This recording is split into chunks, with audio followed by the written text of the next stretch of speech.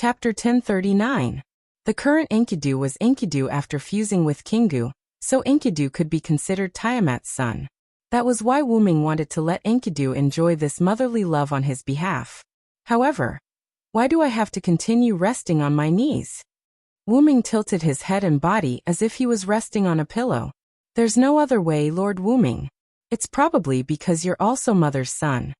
Enkidu, who was also leaning on his knees, was facing Wuming with a smile of schadenfreude on his face. Indeed, Qianruyang's rumors mentioned that Qianruyang was Tiamat's son, and that Yulidim and the other magical beasts called Wuming Ramu. The connection must have been made. However, Wuming was not Tiamat's son. Even if it was fabricated, it should not affect Tiamat. Why would she really treat Wuming as her son? Although this knee pillow is quite comfortable, I still have things to do. After all, Wuming was going to find Gidia to solve everything. What was the point of resting on her knees? Tiamat seemed to have heard Wuming's words. She muttered and stroked Wuming's cheek. "Child. My child." Then, Tiamat moved Wuming's head away from her knee pillow. Wuming took the opportunity to sit up and looked deeply at Tiamat. He did not expect Tiamat to be so understanding. It seemed that she was still thinking about her child. How about I raise her as a stepmother? Wuming had this idea. Hearing those words, Tiamat's starry eyes involuntarily lit up. She appeared to be very happy. Lord Wuming, mother is probably happy that you've acknowledged her as your mother. Enkidu understood Tiamat. She could tell that Tiamat was very happy. As she spoke, Enkidu tried to sit up. However, Tiamat pressed down on Enkidu's head and stroked it. Wuming smiled helplessly. It was not a big deal to have a mother out of nowhere. It was better to have a long-term plan. However, Wuming did not directly reject this idea. Let's not talk about my matters for now. I'll have to trouble you to stay here and enjoy the motherly love for me. Similarly, Wuming also stroked Enkidu's head. Then I'll have Kalas follow you. If you don't bring me along, I'll be worried. Enkidu's face was slightly red, but she was very serious. I'll always be with Master. Kalas on Wuming's head made her presence felt. My backup machine is also close to perfection. I can guard the great source on my own. Then Wuming turned his head and looked into the void. In the next second, little Wuming number 1's backup machine suddenly appeared out of thin air. Then the backup machine steadily walked to Wuming's side and laid down on the platform. Once an external entity attempted to enter or attack the great source, Wuming's backup machine would be able to defend against it. Using an analogy, the great source was the home, and Wuming's backup machine was the AI butler. After Wuming activated the backup machine, his body suddenly transformed into a gigantic great source dragon. Then I'll be leaving. In the next second, the dragon flew to the side and disappeared as if it had fallen into an illusion. Go early. Come back early. Tiamat waved her hand stutteringly at the direction where Wuming disappeared, looking very much like a mother sending her son off. Looking at Tiamat like this, Enkidu was a little jealous. You love your child so much. Why did you abandon Kingu? Enkidu and Kingu fused at the Mesopotamia singularity. Tiamat's abandonment of Kingu was naturally engraved in Enkidu's mind. Know that, Tiamat stuttered as she explained. Enkidu's eyes lit up when he realized that there might be something behind the scenes. He quietly listened to Tiamat. Tiamat also stuttered as she explained. However, because of her stuttering, it would probably take a while. Between the worlds.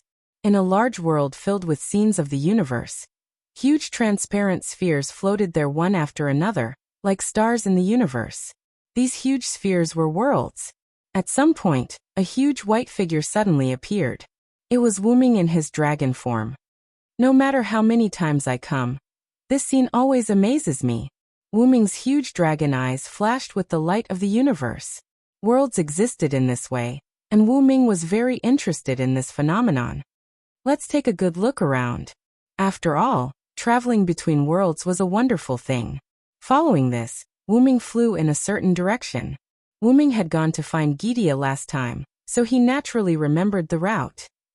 However, even if he did not remember, Wuming could still find Gidia by relying on the attraction of their origin powers. Not only had Gidia become stronger, but so had Wuming. In other words, as long as he stayed in the Great Origin, Wuming would continue to grow stronger. In addition, Wuming's body had experienced many years in the box world, and the passage of time had become the best catalyst for Wuming to become stronger. However, the origin dragon before and after reaching adulthood were two different existences. The difference was like the difference between an ant and a dragon. As an existence who was only one step away from becoming an adult origin dragon, Wuming could sense this. In fact, it was best for Wuming to wait until he reached adulthood before finding and killing Gidia. That was the safest way. However, time waited for no one. Who knew if Gidia had comprehended something from the Black Origin Mud, or if he had analyzed the power of the Black Origin Mud. And most importantly, Gidia must have had something to do when he burned the human essences, and Wuming had to stop him. Now it was too late for Wuming to figure out how to cross that step and reach adulthood. As mentioned before, the adulthood of the origin dragon wasn't something that could be achieved with time alone. As for how to do it, Wuming didn't know. So Wuming needed time to figure it out. For example, Wuming was like a prince who had been stranded in the world. He relied on his own efforts to return to his country, but after finding the palace with great difficulty, he wanted to find the royal family to learn how to become stronger, only to find that the royal family was all dead, and there was no way to find anyone to learn how to become stronger. However, if Wuming could stay in the palace for a while longer, he might be able to find a way to become stronger. But this required time, and Wuming didn't have time. I'm already very strong now. Even if Gidia completely grasps the secret of the Black Origin Mud, he can only tie with me at best. This was Wuming's worst-case scenario. Wuming had experienced a lot since the last time he fought Gidia. If Wuming encountered Gidia at the same level as last time, he would definitely be able to crush him. However, Wuming also knew that Gidia had also become stronger. Even so, Wuming was still not afraid. If something really happens, I'll just run back to the origin and hide. Yes, Wuming's idea was very simple. If Gidia's strength exceeded his expectations, Wuming would run back to the origin and hide. In any case, the origin dragon in the origin was like a tiger in the forest or a flood dragon in the sea. Wuming was a god in the origin. However, it wasn't very likely that it would come to that. Let's hurry up and settle everything. With that, Wuming sped up and disappeared. Chapter 1040. Between the Worlds. In a certain place filled with the scenery of the universe, there was a small independent world that had separated itself from the original world. At a closer look, it seemed to be a group of open-air platforms of various shapes and colors. There was a spotlessly white platform that was larger than the other platforms. At the same time, it was located on top of the other platforms. The other platforms revolved around this platform that was much taller than them, like stars surrounding the moon. On this spotlessly white platform, there was a spotlessly white jade seat in the center. If it wasn't for the dark universe with specks of starlight as the background, but instead the blue sky and white clouds, this place would probably be a beautiful scenery. However, the spotlessly white jade seat contrasted with the cosmic-like background between the platform and the world, making it stand out and rather eye-catching. On the jade seat on the platform, there was a humanoid existence that was much taller than ordinary humans, sitting upright on the jade seat. He seemed to be the master of this independent small world. He was Gidia, the existence that had impersonated King Solomon, and commanded the 72 demon god pillars, the demon god King Gidia. At this moment, he seemed to be waiting for someone. Not long after, a spotlessly white figure flew over from the cosmic-like sky. It was Wuming in his dragon form. You seem to be waiting for me. Wuming's voice came from the mouth of the origin dragon. Unlike his original rough voice, Wuming's voice did not change when he was in his dragon form. Because I knew you would come looking for me. Gidia's voice was as rough as ever. Then do you know that today is the day you die, Gidia? Wuming opened his huge dragon mouth, gathering white flames that contained the power of origin. Then he instantly shot it out. This was a killing move filled with power. Rumble. The sound of something huge moving was heard. Countless vines appeared out of nowhere, forming a net that blocked Wuming's flames of origin. The net could not withstand the burning of the fire of origin. In an instant, The vines that made up the net were broken and burned to ashes. However, in the next second, new vines would appear to fill in the gaps in the net. Only then was Wu Ming's origin flame blocked. However, upon closer inspection, it wasn't vines that formed the net. Instead, it was pillars of flesh that were covered in eyes. These pillars were the 72 demon god pillars. No, they should be called the 71 demon god pillars now. After all, the concept of Floros was sealed in the Holy Grail by Wu Ming and given to Chaldea for safekeeping. However, even if one of the 72 demon god pillars was missing, it didn't matter.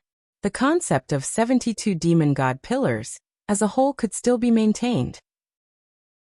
Therefore, these pillars would never be destroyed, and the only way was to get rid of Gidia. Even if Wu Ming's origin flame could burn these pillars of flesh, they were indestructible and could be said to be infinite. The net formed by them was not easy to break through, so there was not much point in continuing like this. As a result, Wu Ming stopped spewing fire. You have always been so impatient, Origin Dragon.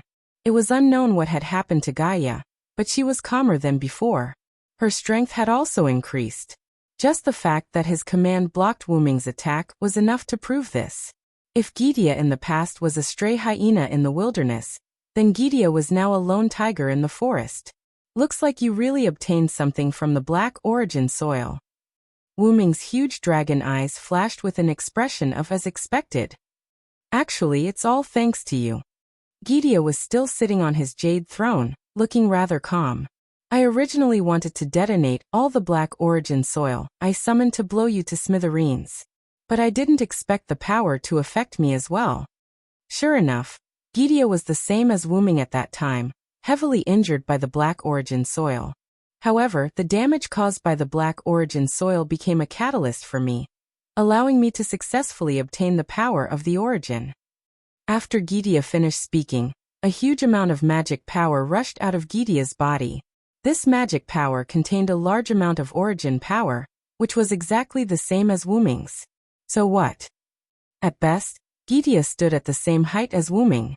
In other words, Wu Ming was the orthodox, while Gidia was the heretic.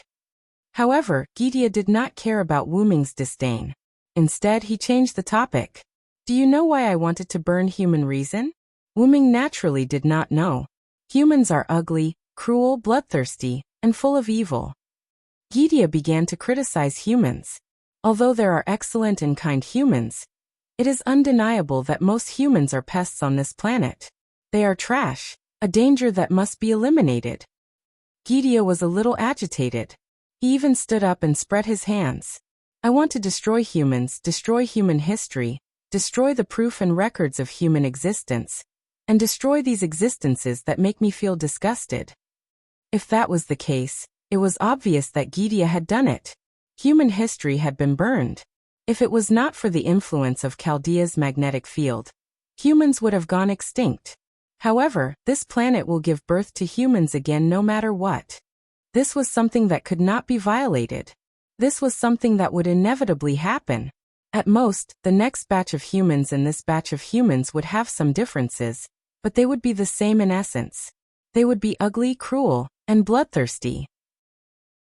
Therefore, I want to use the entire human history that I have burned as fuel to help me return to the past, reshape the species that ruled this planet, and change everything from the root.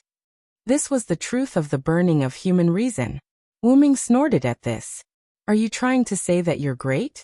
Wu Ming had encountered quite a few of these self-righteous fellows. Shiro Amakusa, Shizhen was one of them. They only thought that humans needed to be saved and changed, so they began to act. They did not care about the sacrifices that would be made in the process, or how many people would be sacrificed. It could only be said that these people had good intentions, but their methods were wrong. No one could dictate the fate of others. Not humans, not gods, not Gidia, not Wu Ming. However, Wu Ming also knew that these people could not be changed with mere words. Only fists could stop them. As for how to change their minds, that was not something that Wu Ming could care about. In any case, Wu Ming was not prepared to let them live. Gidia had already grasped the black soil and obtained the power of the origin. Any existence with the black soil would view Wu Ming as a mortal enemy. Wuming did not know if Gidia could be saved in this situation. As such, there was only one answer left, and that was to completely kill them. At the same time, Gidia was thinking the same thing. This was because Gidia knew about the existence of the origin. Chapter 1041. Gidia was powerless to change all of this, which was why he wanted to burn human principles and use the energy obtained from burning human principles as a driving force to help Gidia return to the past and reshape humanity from its roots. Unexpectedly, Gidia obtained the black origin soil, and also unexpectedly grasped the power of origin. If he could control the origin, it would be much more reliable than going back to the past to change humanity from its roots. In addition, the existence of the black origin soil would have an indelible hostility towards Wuming, so Gidia could take advantage of the situation to get rid of Wuming and replace him to take control of the origin. And Gidia also had the same idea. Therefore, after Gaia had obtained the power of origin, it did not allow the mantras to recover. Gaia still retained the energy of the mantras after being burned, because it wanted to use it as a weapon to destroy Wuming's weapon. Ha ha ha ha, great. That's my duty. I'm not great. Gaia laughed. I am the product of the collective consciousness of the 72 demon god pillars. I am the evil of humanity standing on the opposite side of humanity. I am the number one beast, I who holds the principle of compassion. I am Gidia who burns human principles, demon god King Gidia. Behind Gidia's jade throne, the demon god pillars gradually wrapped around it. Countless demon god pillars first withered like dehydration, then intertwined like the roots of an old tree, and finally formed a huge sphere that slowly rose. In the middle of the sphere, a red light appeared. It was filled with a huge amount of magic power, and this magic power was accompanied by a lot of origin power. Seeing this, Wuming felt a little uneasy. My duty is to burn human principles and reshape humanity. Everything I do is for this planet, for the world. And you will also become my fuel to help me reach the origin and save all the worlds. Along with Gidia's bold words, the red light in the middle of the tree behind Gidia suddenly expanded, and a purple ray that was magnified several times erupted at Wuming. Shoo! The sound of light shuttling between worlds was extremely ear-piercing. This light contained the power of origin, enough to destroy Wuming, and completely enveloped Wuming. Not long after, the light gradually weakened until it dissipated. The huge tree ball also entered a charging standby state. The ray that penetrated Wuming and shot into the distance also exploded, causing the entire world to shake. Many worlds were affected. In fact, a few transparent spheres that happened to be in the path of the light directly disappeared. At Wuming's original position, the spherical light film covered Wuming's body, preventing Wuming from suffering any damage. This was the defense created by Wuming's armor of debate, and it needed to be powered by origin energy, so the barrier was covered in origin energy. Only origin power could fight against origin power. This was the law. Therefore, Gidia was only standing at the same height as Wuming. However, Gidia's move was enough to surprise Wuming. Gaia's technique destroyed several transparent spheres of light, each of which was a world. Even ordinary humans had differences in strength. Even if Wuming and Gidia stood at the same height, there were still differences. Judging from the attack just now, Gaia's offensive prowess had surpassed Wuming's. This guy can't be underestimated. Although Wuming didn't have the intention to underestimate Gidia, he was even more cautious now. However, Wuming didn't believe that Gidia's attack didn't have any limitations. That was the energy produced by the humanity that you burned, right? And since it was energy, there would be a time when it would be exhausted. One had to know that humanity only lasted for a few thousand years, and wasn't endless. I don't have nearly endless magic power like you. Only by using the ashes of humanity that I'm going to use as fuel can I be confident in killing you. Even the Magus King Solomon didn't have endless magic power, so it was even more impossible for Gidia to have it. That was why he needed to use the energy obtained from burning humanity as fuel to fight against Wuming, who had nearly unlimited magic power. I have to say, Gidia, you are the strongest enemy I've ever faced. Wuming had encountered many powerful enemies, and they also had existences that could kill Wuming. However, they couldn't kill Wuming as easily as Gidia because they didn't have the origin power. Gidia, on the other hand, had the origin power and the origin black mud that countered Wuming. He could easily eliminate Wuming, provided that his attack hit its target. My dream was achieved by stepping on the corpse of your origin dragon. Accept your fate. Wang. The huge tree ball behind Gitia was fully charged. The red light appeared once again, and began to gather a huge amount of magic power with the origin power. It was obvious that Gitia was going to use the same move again. However, Wuming wouldn't give him another chance. Fear the one with wings. Evil people and powerful people are all afraid of me with wings. My wings will bring you curses. Evil people can't hit me. With the origin power, Wuming's figure suddenly disappeared and instantly appeared in front of Gitia. In the next second, a pure white dragon claw reached out and slashed at Gitia with unstoppable force. Indeed, Gitia had the origin power and could easily kill Wuming. On the other hand, Wuming, who also had the origin power, could easily kill Gitia. It was like both sides had max attack power but only 1 HP. The moment one's killing move hit the other, victory would be decided instantly. However, Gitia's attack range was too large. Once Wuming got close to Gitia, his attack would be restricted. After all, Gitia couldn't possibly fit himself into the purple light cannon's attack range. Gitia didn't want to take him down with himself. Therefore, Wuming chose to get close. Wuming's dragon claw landed on the jade seat and immediately shattered it. Countless demon god pillars danced wildly and surrounded Wuming. As for Gaia, she flew to the side. Afterwards, Gitia gathered energy in his hands. The black, origin black mud mixed with tremendous magic power was shot out from Gitia's hands, shooting at the huge Wuming. Light immediately shone from Wuming's body. The huge origin dragon disappeared, replaced by Wuming's human form with the blade of salvation in hand. Wuming easily dodged Gitia's attack. Using the light produced by the dragon transformation as a cover, he continued to use the power of the phoenix to charge at Gitia. Swish. Gitia dodged in advance and slashed with the blade of salvation, only cutting off a corner of the burning branch above Gitia's head. Immediately, the broken branch that separated from Gitia's head was like a leaf that had been injected with sulfuric acid. It decayed and turned black, until it shattered and disappeared. A large number of demon god pillars took advantage of the situation and surrounded Wuming, twisting in a spiral and forming huge pillars. And Wuming was entangled in these twisting huge pillars. However, in the next second, sword light suddenly appeared and the huge pillar was directly cut in the middle. Wuming's figure turned into a streak of light and reappeared in front of Gitia. Afterwards, before Gitia could react, he raised his blade. Pa. Chapter 1042. Wuming's divine blade of salvation slashed down. But it did not cut anything because Gitia caught the white blade with both hands and clamped Wuming's divine blade of salvation with both hands. Gitia maintained his posture of clamping Wuming's divine blade of salvation with both hands and spoke leisurely. Sure enough, you're the expert in close combat. What a joke. Wuming's skills from Skaha were not for playing with monkeys, but for killing enemies. Let's not talk about other things first.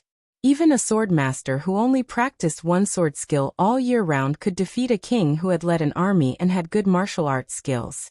Gitia was Solomon's magic form. How could he beat Wuming in close combat?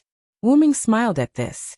If you're not convinced, in an instant, Wuming held the divine blade of salvation with both hands and skillfully slid it out of Gitia's hands.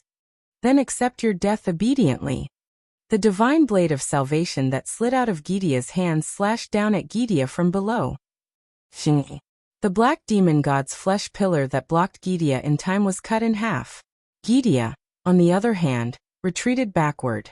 In the next second, Gitia's humanoid cannon that he had long prepared was instantly launched.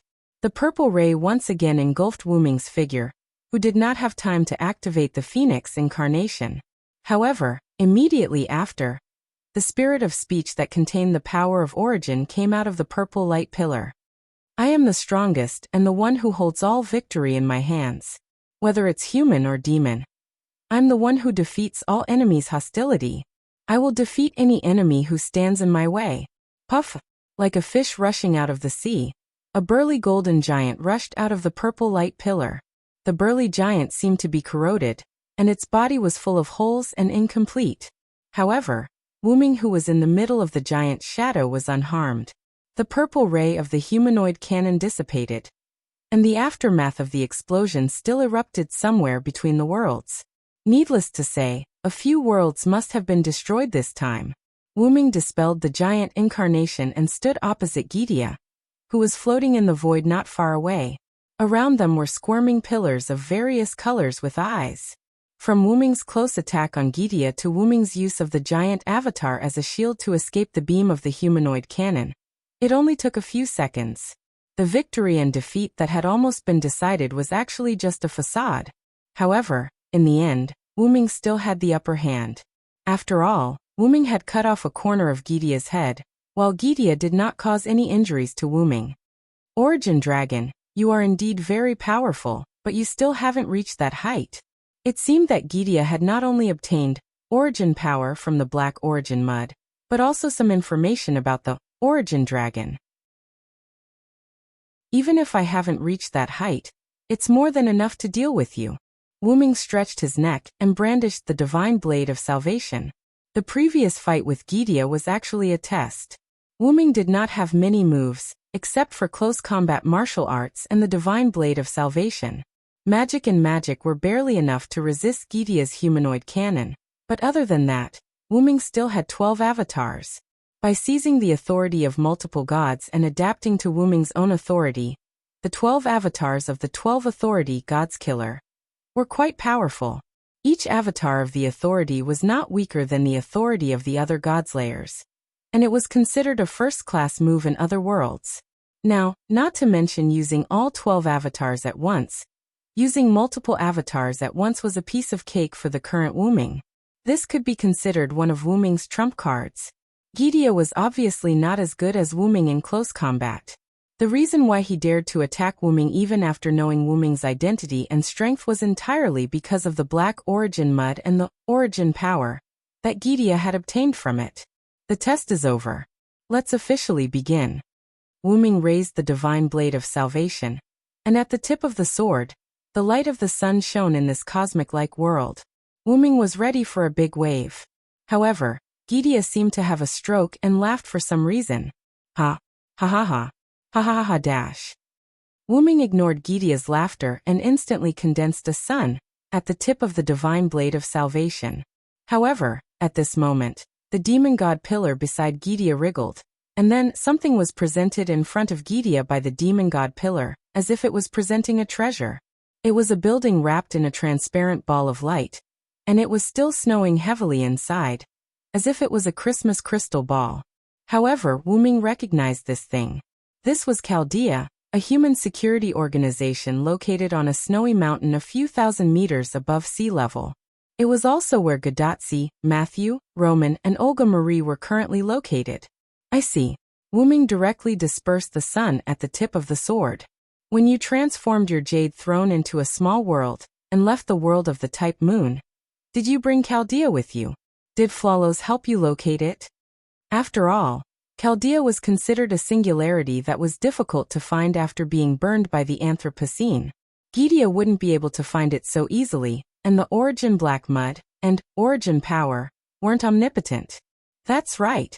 It was the moment Flawless escaped from your seal, he sent me Chaldea's location, but there's something I need to say. Gidia took the Chaldea crystal ball with one hand. Long before you entered the Mesopotamia singularity, I had already done this. In other words, whether it was Gadotsi and Wu Ming smoothly arriving in Mesopotamia or successfully solving the problem of the Mesopotamia singularity, it was all under Gidia's control.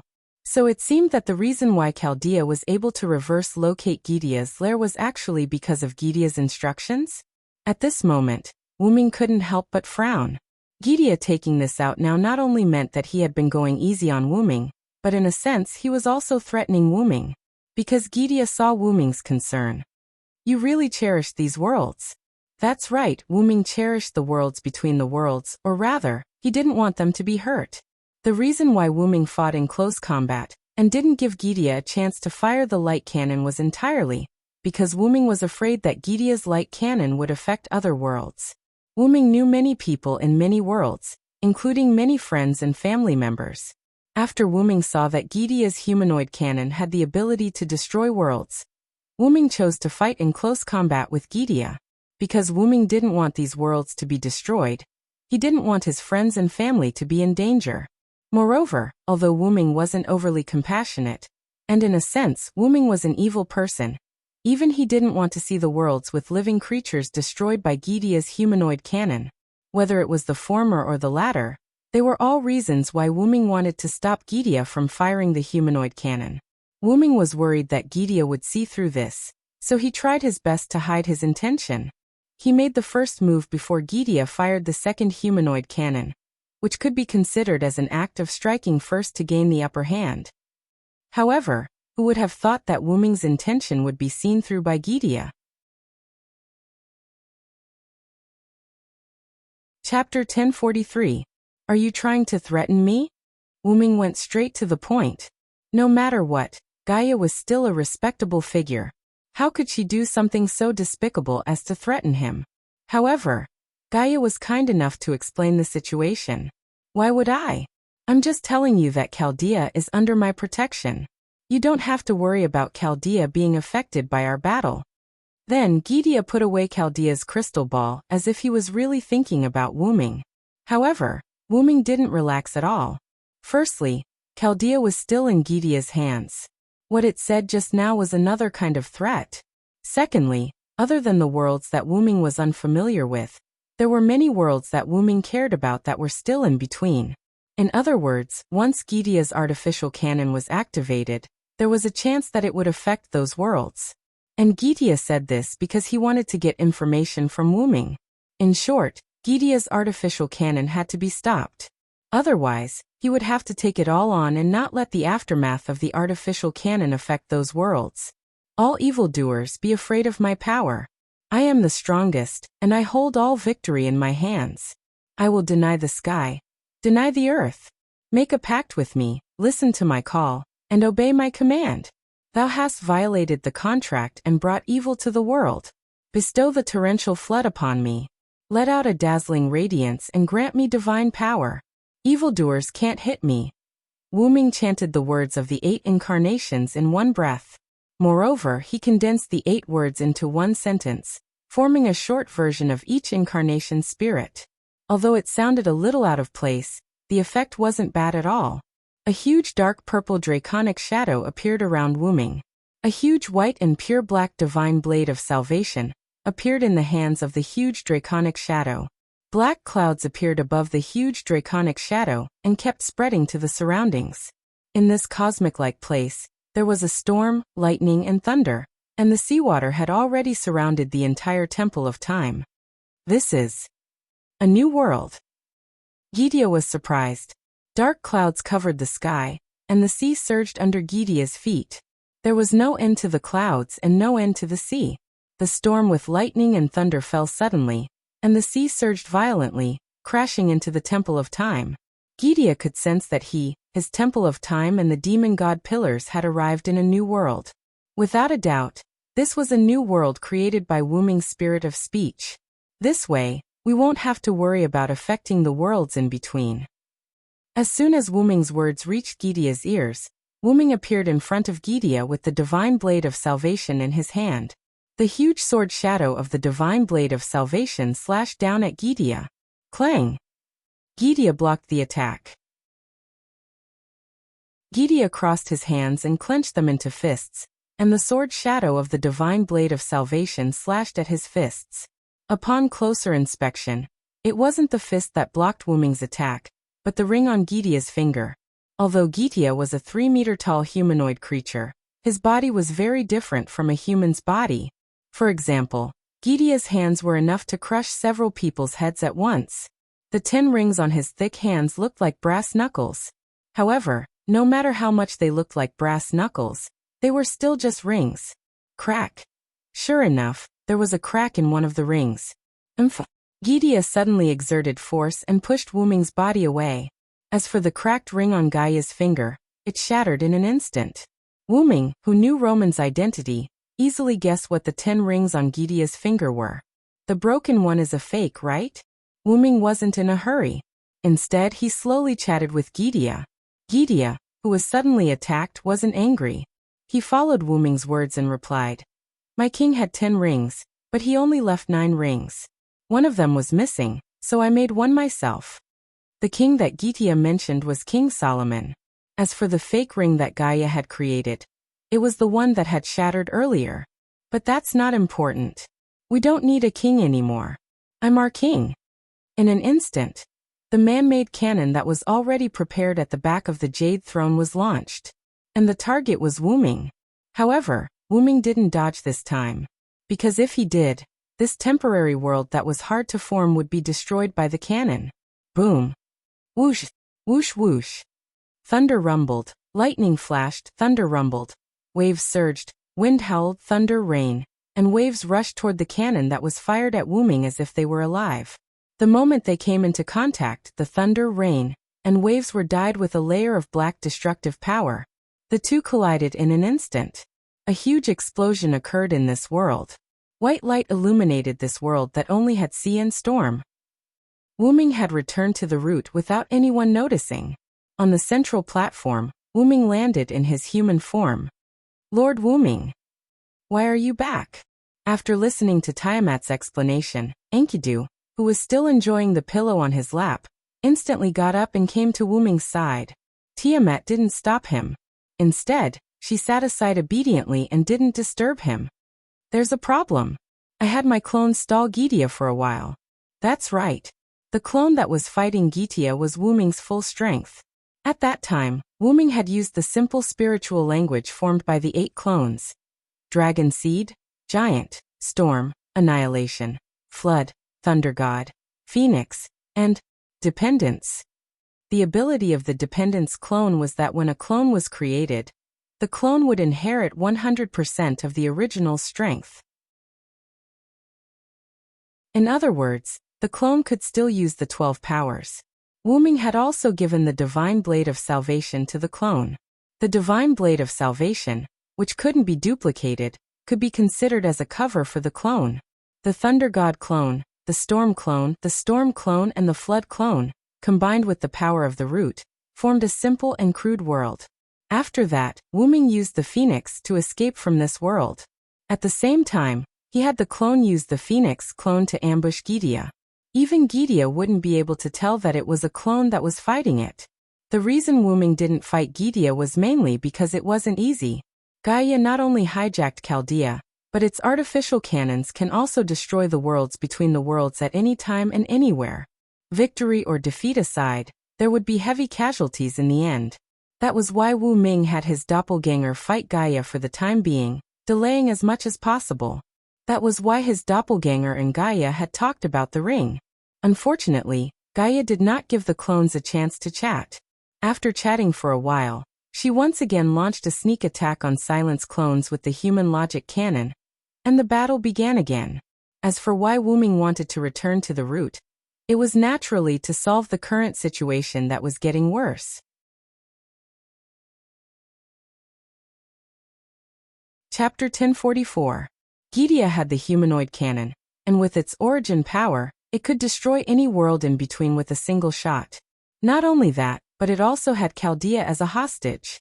If Wuming fought with Gidea for real, Wuming would definitely have some reservations. Therefore, Wuming returned to the origin and prepared to explore the secret of the origin dragon's adulthood.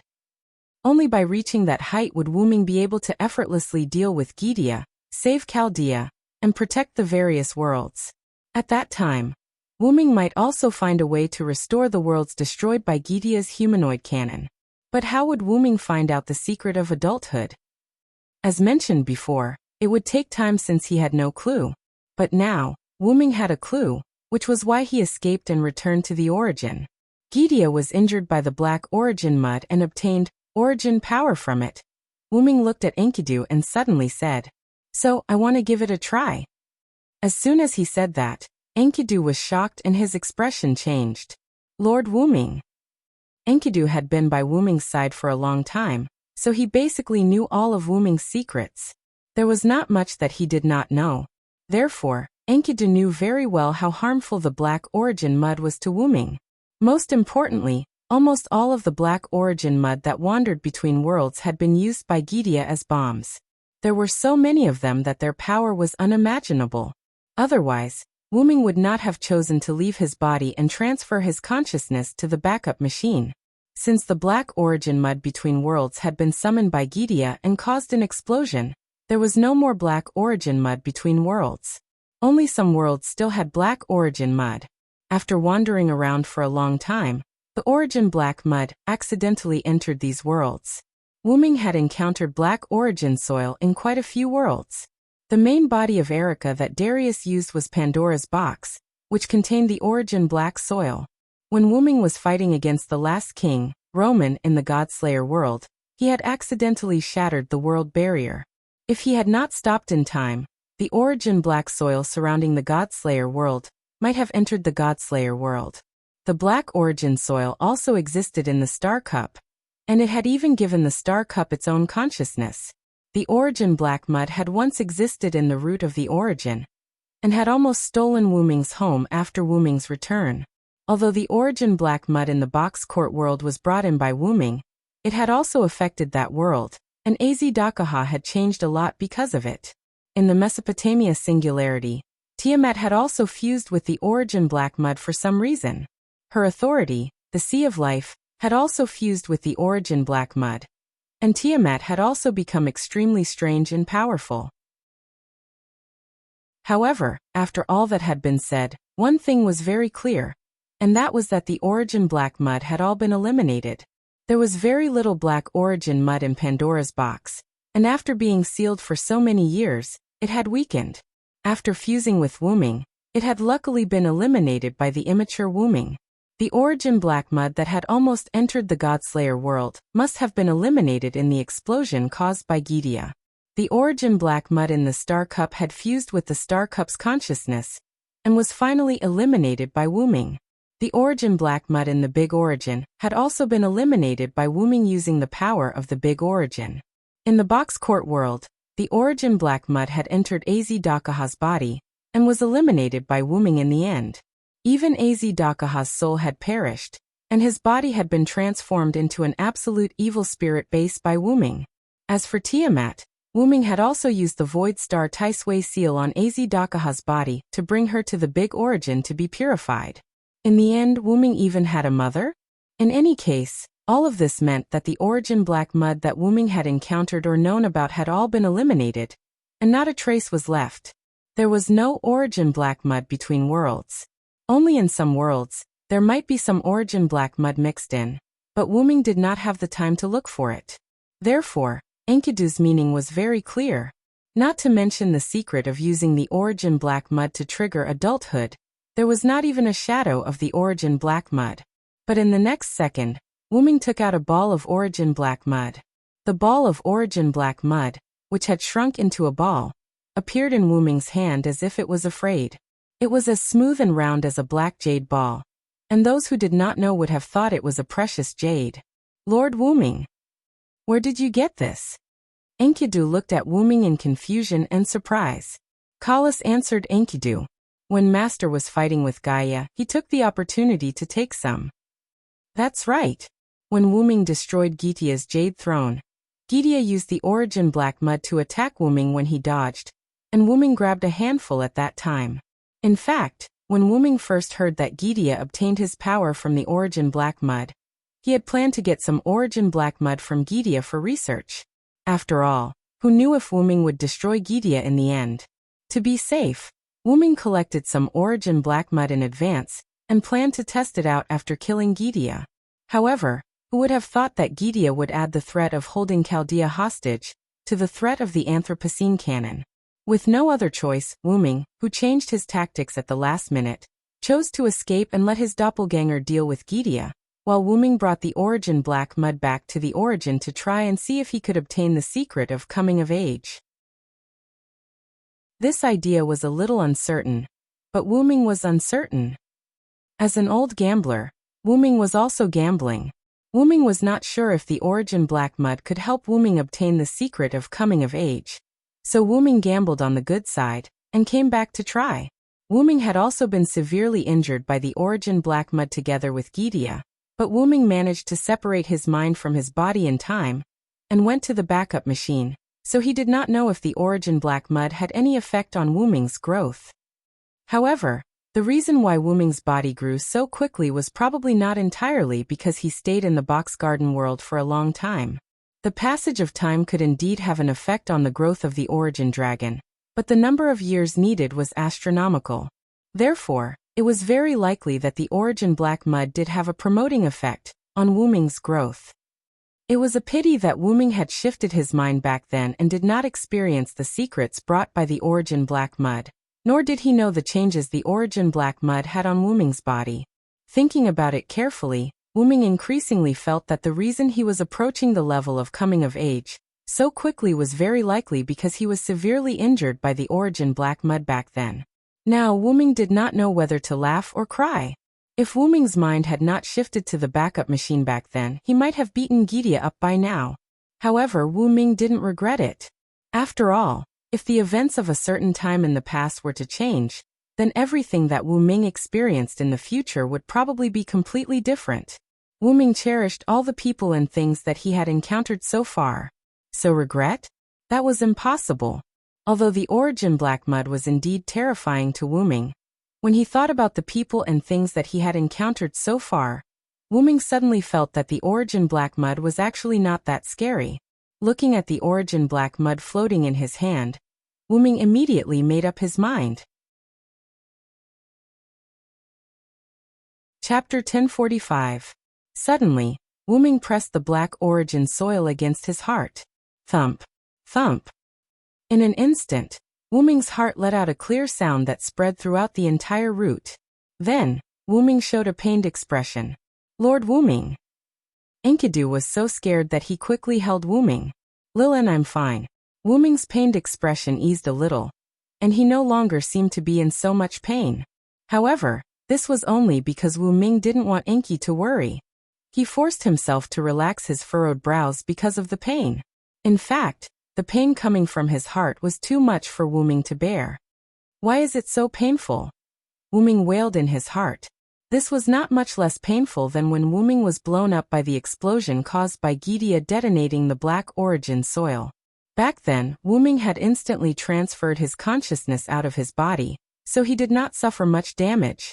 But this time, Wuming could be said to be enduring pain that was comparable to that time.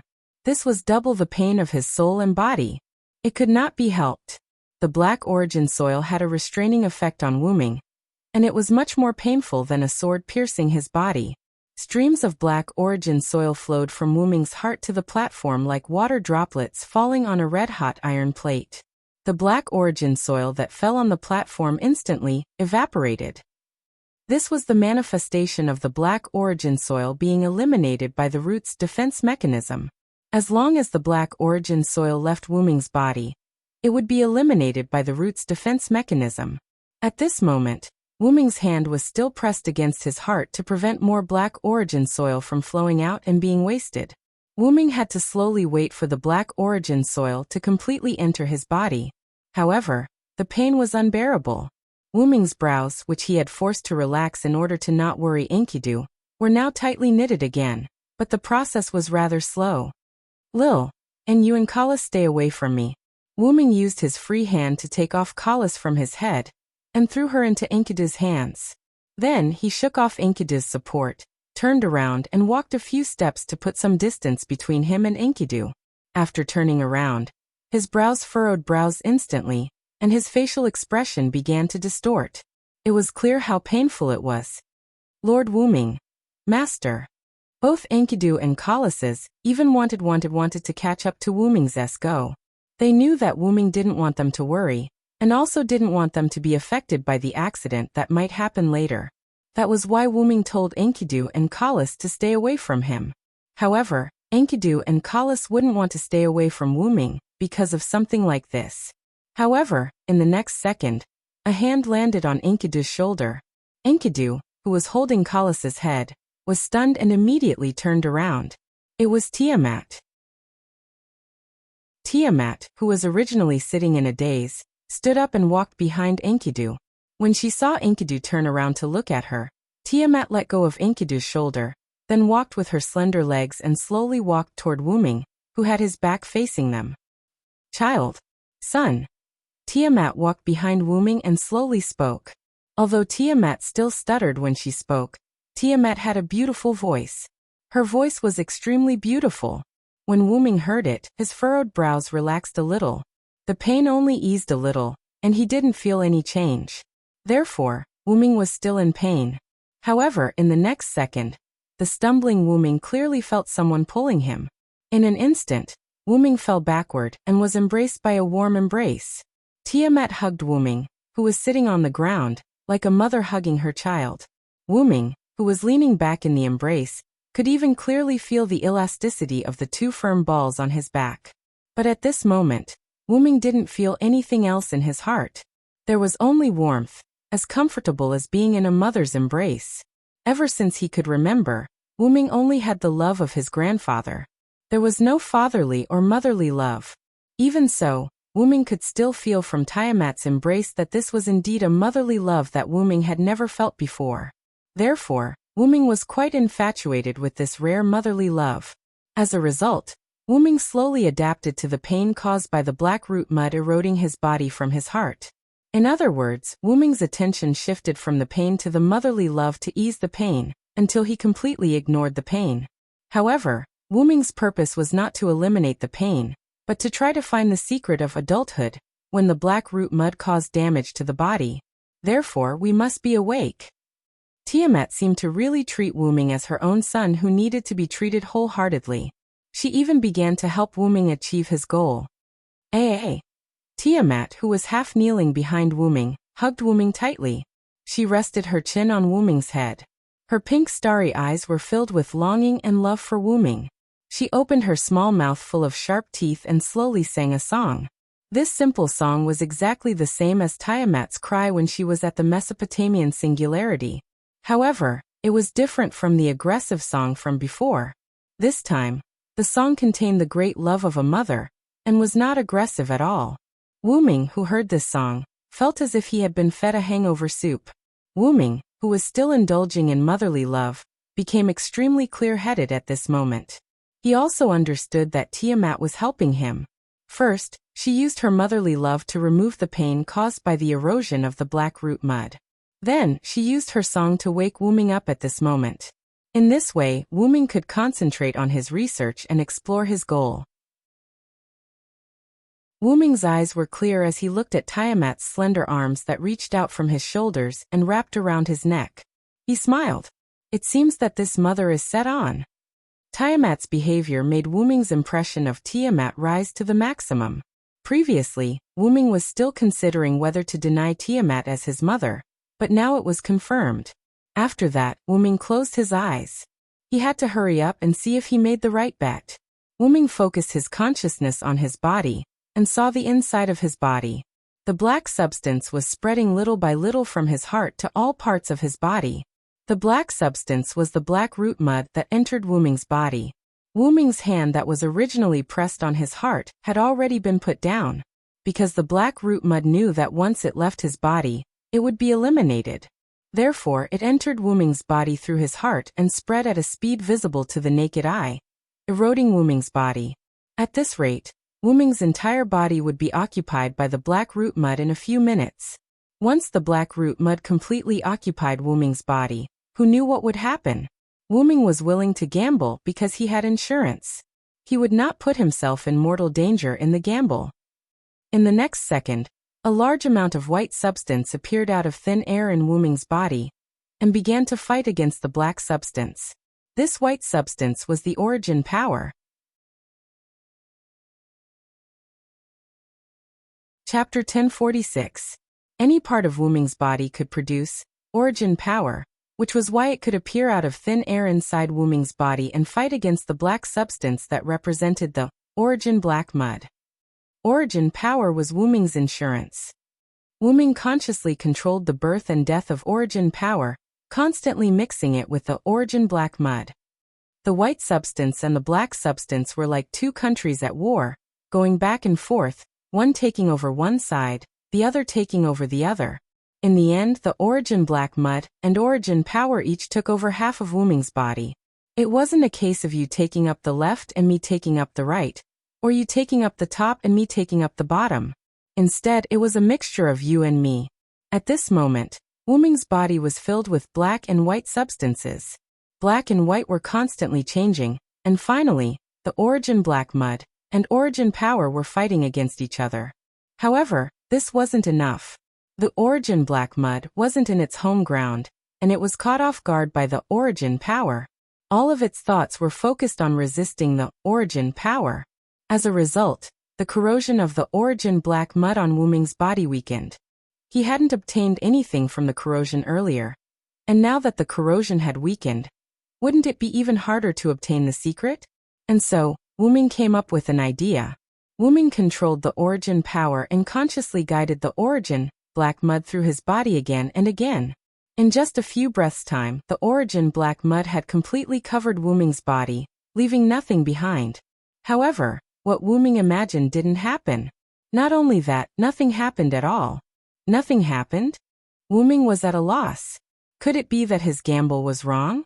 Refusing to believe it, Wuming once again controlled the Origin Black Mud to flow through his body, but the result was still fruitless. This is troublesome. Wuming felt a bit irritated. Wuming's goal was not to find the secret of adulthood and become stronger, but to kill Gidia, protect the world between worlds, and protect Chaldea.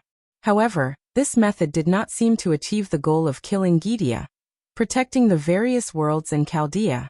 That was why Wuming was frustrated. It seemed that Wuming had made a wrong bet this time. In that case, Wuming needed to think of other ways to get through this difficult situation. After all, not only did he want to protect the worlds in between from harm, but he also wanted to take back Chaldea from Gidia, and he also had to kill Gidia. The difficulty of combining the three into one was extraordinarily high. Looks like I have to work on that first. No matter what, they had to destroy the launcher of the anthropoid cannon first. This was the most important thing. Only in this way could the worlds in between be safe and sound. Then he had to deal a heavy blow to Gidia, take back Chaldea from Gidia, and then completely destroy Gidia. This needed to be done in one go, and the difficulty was not ordinary. After all, Wuming did not know how fast the launcher of the man-made cannons, which were the clusters of trees that looked like withered branches, could recover. He also did not know if Gidia's launcher was the only one that could release the man-made cannons. Wuming also did not know where Gidia hid Chaldea. Even more, Wuming did not know if Gidia had any trump cards. In short, this was not an easy task. However, just as Wuming was thinking, he did not notice that the black Origin Mud was slowly assimilating with the Origin Power in Wuming's body. The pain that he had adapted to gradually disappeared. Wuming, who was unaware of all this, left Tiamat's embrace and turned to look at Tiamat. Tiamat did not know why Wuming wanted to leave her embrace, but Tiamat did not need to know. She just looked at Wuming silently, her starry eyes filled with motherly love for Wuming. Seeing Tiamat like this, Wuming did not know what to say for a moment. The words of gratitude that he wanted to express were also stuck in his mouth. Tiamat completely treated Wuming as her son, but Wuming was not used to treating Tiamat as his mother. Tiamat helped him just now, so he should naturally thank Tiamat. However, Wuming felt that once he opened his mouth, Tiamat would become unhappy. After all, parents who truly loved their children did not ask for anything in return. Wuming was worried that Tiamat would think that Wuming was treating her as an outsider and feel sad. Anyway, Wuming was quite conflicted now. Looking at Tiamat's pink starry eyes, Wuming finally decided to thank her. However, before Wuming could finish his sentence, Tiamat seemed to have seen through Wuming's intentions. She happily hugged Wuming in her arms and kept muttering, "Child, child." Tiamat's expression at the moment looked quite happy, and Wuming was currently buried in Tiamat's bosom, which was filled with motherly love, so he could not speak for a while. After exerting a tremendous amount of effort, Wuming finally left Tiamat's embrace. After persuading Tiamat in every possible way, he made Tiamat obediently sit on the side, and then Wuming walked towards Enkidu. "I made the wrong bet. I have to find another way to deal with Gidia." Wuming told Enkidu and Kalis about what he had just experienced. At the same time, Wuming also told the two of them about his plan to remedy the situation. Master, is it okay for that thing to stay in your body? Kalas was referring to the black origin soil in Wuming's body. I can't get rid of it for a while, but with the protection of the origin energy, the black origin soil can't do anything else. After all, it had already penetrated deep into Wuming's body, and could not be instantly removed by the origin energy. However, it was not difficult to completely remove it, but it was not something that could be completely removed in a short period of time. After all, with the origin energy, it would not affect Wuming much for a while, and the pain from the black origin soil was almost gone. Therefore, Wuming decided to deal with the black origin soil in his body after he successfully killed Gidia and took back Chaldea. Next, he would need the help of Enkidu and Kalas to deal with Gidia. He would use all the power he could to severely injure Gidia and take back Chaldea from Gidia. Use my power as you wish, Master Wuming. After Enkidu finished speaking, he turned into a golden chain and wrapped around Wuming's arm, leaving Kalas floating in the air. Although I don't have the ability to attack directly, I will stay by your side and assist you, Master. Kalas flew directly onto Wuming's head and settled down. Then Wuming looked at Tiamat, who was sitting obediently not far away. After Tiamat returned his gaze, Wuming also calmed down. Wuming transformed into a huge origin dragon, rushed into the void, and disappeared. Chapter 1047. The world that was formed by a few clones was destroyed by Gidia. This was something that could not be helped. Putting aside the fact that Gidia's humanoid cannon had the power to destroy an entire world with the support of his origin energy, the world that Wuming's clones created was just a very simple world. Apart from the storm and the ocean, there was nothing else. There was not even land. Even if Silent's doppelganger tried his best to stop Gaia's anthropoid cannon, even if it was just the aftershocks after a few rounds, this simple world would not collapse because of the aftershocks. On the other hand, Gidia's time temple was still intact apart from the jade throne that Wuming smashed with his claw. After all, the Temple of Time was King Solomon's second noble artifact. Later on, it was obtained by Gaia. Now it was tempered, modified, and strengthened by the power of origin. It would be difficult to destroy it completely. At the very least, if Gaia's artificial cannons wanted to destroy the Temple of Time, they would have to hit it at least 3 times. This was enough to prove how powerful the Time Temple was. Gidia, who had returned to the world, flew to the ruins of the Jade Throne and sat on a fragment as if the Jade Throne was not destroyed. Interesting, very interesting. I didn't expect you to be able to create a world. Gidia praised Wuming. No matter how simple a world was, it was still a world. As long as it was completed in the future, it might be possible to form a world that operated on its own. Facing Gidia's praise, Wuming's clones continued to pretend to be his original body. I've studied the inherent barrier. With my own ability, it's not difficult for me to create such a simple world. Wuming's clones were right. Wuming had been studying the inherent barrier since the beginning. The inherent barrier itself was a world that could exist on its own but required mana to maintain. Wuming's clones were originally God's powers. With this knowledge, it was not difficult for Wuming to create a simple world on his own. However, it was Wuming's first time using the inherent barrier to create a world. Compared to Gidia, Wuming was showing off in front of an expert. After all, Gaia's noble phantasm, or rather, the second noble phantasm that originally belonged to Solomon, the time to wear the crown has come to inspire all things as Paulina, which was the Temple of Time, was actually an inherent enchantment. It was a space that gathered and integrated the history of mankind that had been converted into mana. It existed in an imaginary space that was isolated from the usual flow of time. It was originally an inherent barrier, but it later became a singularity.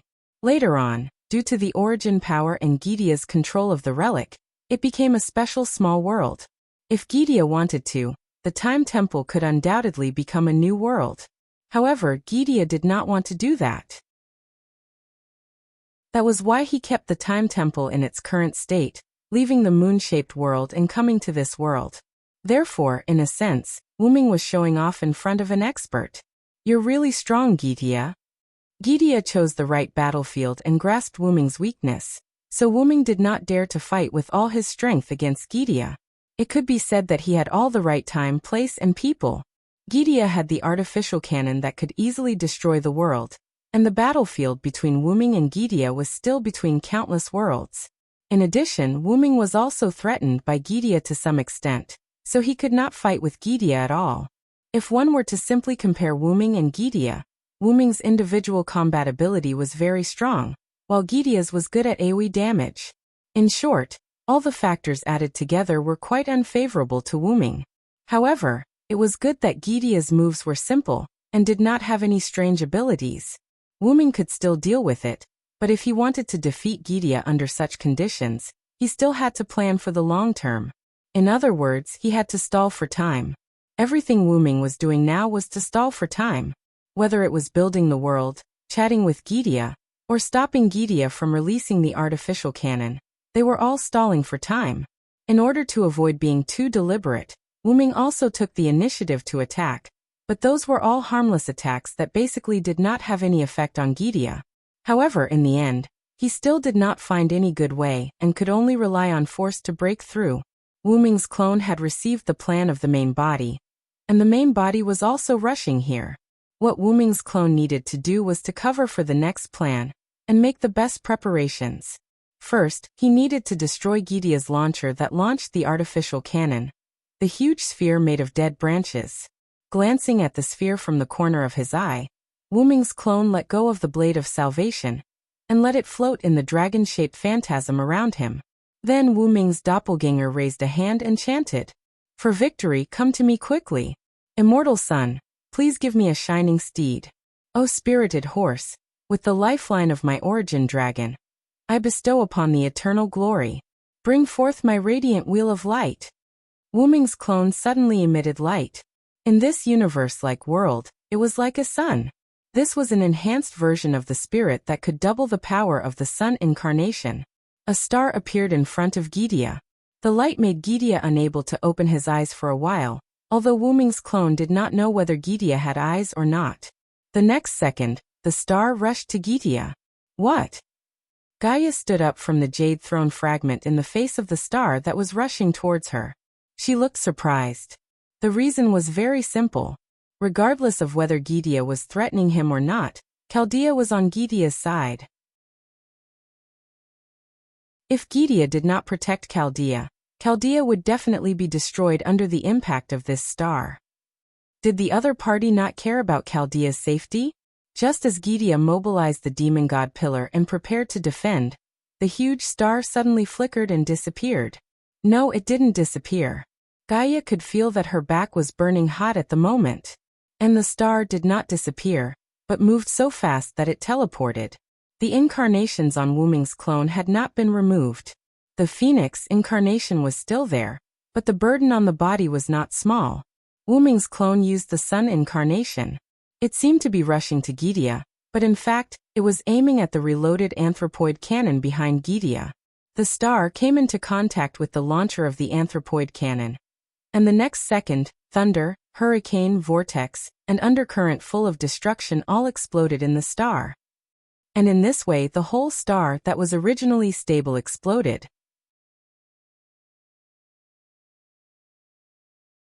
Chapter 1048. Wuming's clone used his various avatars as ammunition to detonate the sun avatar, using it as a bomb to explode behind Gidia. He wanted to destroy the artificial cannon's launcher, which was the cluster of branches. Without a doubt, Wuming's clone succeeded. After the violent explosion, the smoke and dust dispersed. Gidia had already been protected by the demon god pillars, preventing him from being affected by the explosion. Although it was an attack aimed at the artificial cannon's launcher, it also contained the power of the source. The aftermath was enough to make Gidia suffer, so he had to be on guard. Because the explosion had ended, only a few demon god pillars remained. The barrier dissipated, and Gidia's figure reappeared. Because it was just too powerful, and with the suppression of the power of the source, the demon god pillars did not have the time to split and grow. Just then, all the demon god pillars stood in front of Gidia, but even so, only a few demon god pillars remained. However, the demon god pillars successfully protected Gidia, not letting Gidia suffer any damage. And as long as there was a demon god pillar, and as long as Gidia existed, the 72 demon god pillars would regenerate. However, the few fragments left behind by the Jade Throne had basically all shattered. As for Wu Ming's clone's target, the artificial cannon's launcher, it had disappeared. In Gidia's senses, the artificial cannon's launcher had been destroyed by Wu Ming in the explosion of the star just now. That's self-destruction, right? The explosion of the star just now was without a doubt self-destruction. Otherwise, how could it be so powerful? If Wu Ming really had such a powerful move, he could have used it right from the start. Why would he waste so much time with Gidia? However, why would he self-destruct? Even Gidia did not expect Wu Ming to choose to self-destruct. After all, no matter who stood in Wu Ming's perspective, no one would do that, right? After all, Gidia's goal was to kill Wu Ming. His self-destruction was what Gidia wanted, but Wu Ming should have aimed at Gidia before self-destructing. Also, was Wu Ming going to die just like that? That was too ridiculous. Even Gidia would not believe it. Then what was going on? Just as Gidia was thinking, a meteor streaked across the cosmos like sky between worlds. The meteor's target was Gidia. When the meteor was still a long distance away from Gaia, Gaia discovered the meteor's tracks. After all, it was too strange for a meteor to appear at this time. Was this Wu Ming's trump card? However, the star that Wu Ming had just created had indeed self-destructed. Gidia could clearly sense Wu Ming's aura disappearing bit by bit. Is this a unique phenomenon between worlds? Gidia decided to observe for now. However, just as Gidia was thinking, the meteor arrived before Gidia in an instant. It was not a meteor. It was Wu Ming in his huge dragon form. Roar! Wu Ming roared furiously and swiped at Gidia with his claws imbued with the power of origin. Because the demon god pillars had not fully recovered, a few demon god pillars could not block the claw imbued with the power of origin. Rip! Immediately, the demon god pillars were severed and Gidia was sent flying. Wu Ming's figure stopped where Gidia was originally. With a swipe of his claws, he shattered the demon god pillars that had been severed into pieces and disappeared. He had to destroy all of the demon god pillars while there were only a few left. The demon god pillars' recovery speed was suppressed by the power of origin. Now Gidia did not have a single demon god pillar that he could use. And Gidia was finally injured by Wu Ming. Gaia, who had been sent flying, steadied herself and touched her chest. An extremely exaggerated wound stretched from Gidia's shoulder to his waist. A piercing pain surged into Gidia's head. Before Wu Ming's claws reached Gidia, the remaining demon god pillars protected Gidia, allowing Gidia to avoid Wu Ming's direct attack.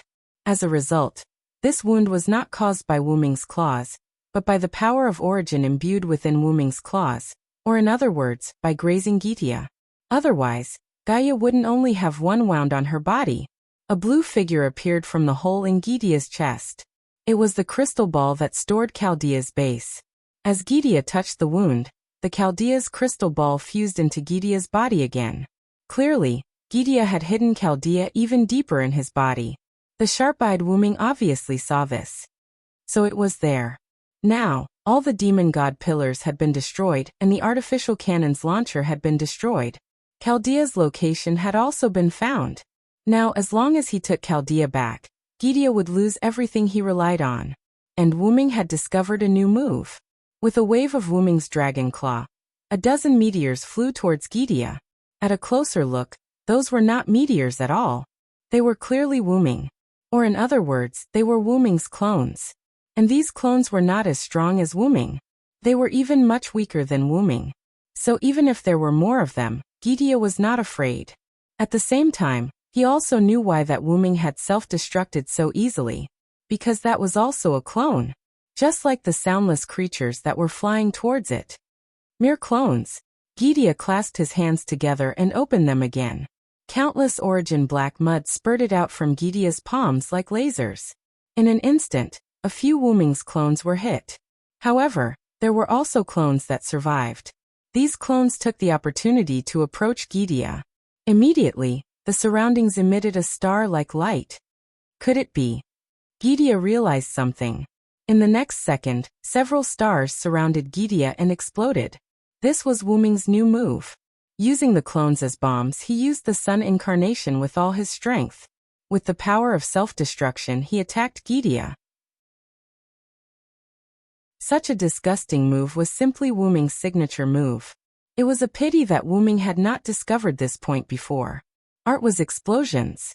Sure enough, each of the 12 clones was useful. It was just a matter of whether they knew how to use it or not. After the explosion, Gidia flew out from the smoke that had not yet dissipated. His face was full of anger. Perhaps he was disgusted by Wuming's move. "Aren't you afraid of hurting Chaldea?"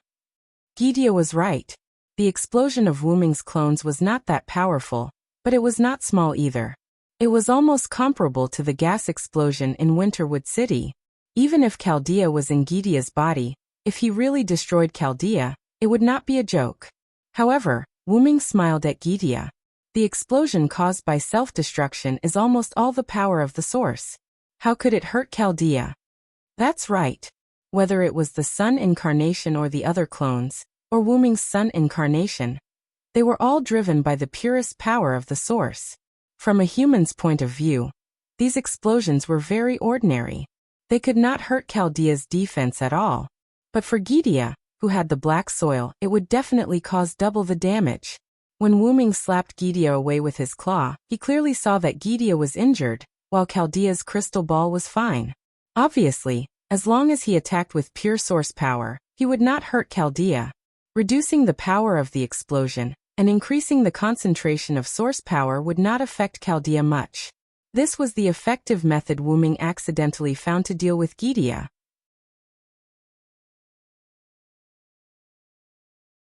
Chapter 1049.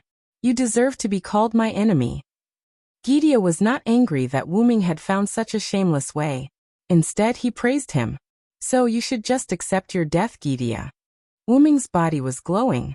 Its gigantic dragon body instantly disintegrated and turned into countless clones of Wuming. Each of the clones knew how to use the sun and charged towards Gidia. I think you're mistaken about something." In response, Gaia snorted with a smile. "Even if my third relic doesn't have a launcher, it can still be activated." Gidia's muscles tensed up and a large amount of energy gathered in the muzzle-like gap on its chest. "The time of birth has come. I'll use this to correct nature." Gidia crossed his arms and suddenly opened them. Arsalmadal Salamones. Boom! Countless rays of light appeared from Gidia's chest and gathered into purple energy rays. Each ray of light was comparable to the heat of the star Holy Sword. The energy rays that were gathered by countless rays of light were full of deterrence. The imaginary number 1 relic created by Gaia, Ars Nova, would collect the energy obtained from burning human history and convert it into an attack before launching it out. This attack was the creation of Gaia's third noble artifact. It was used to correct all things, Ars Almadel Salamones, which was also known as the humanistic canon. The so-called launcher was just a dispensable tool. To Gaia, even if it did not have a launcher, as a relic that it had mastered, it could still retract and release it as it pleased. The third relic penetrated countless clones of Wuming and blasted into the distance. Once again, there was a big explosion in the world. Wuming did not expect Gidia's humanoid cannon to be able to fire without a launcher. After all, he did not expect Gidia to be able to turn the energy from burning human history into a relic. He could only say that he did not know enough about it. Thanks to Wuming's carelessness, many more worlds were destroyed by this attack. Ha ha ha ha ha. Dragon of origin, you are too naive. Gaia laughed delightedly. It did not expose that the humanoid cannon was Gidia's relic. This was one of the trump cards that Gidia had left behind. Looking at the clones of Wuming disappearing into the flood of relic, Gidia once again gathered energy in its chest and was ready to fire again to kill Wuming. Silent Ming dispelled the dragon body and created a clone.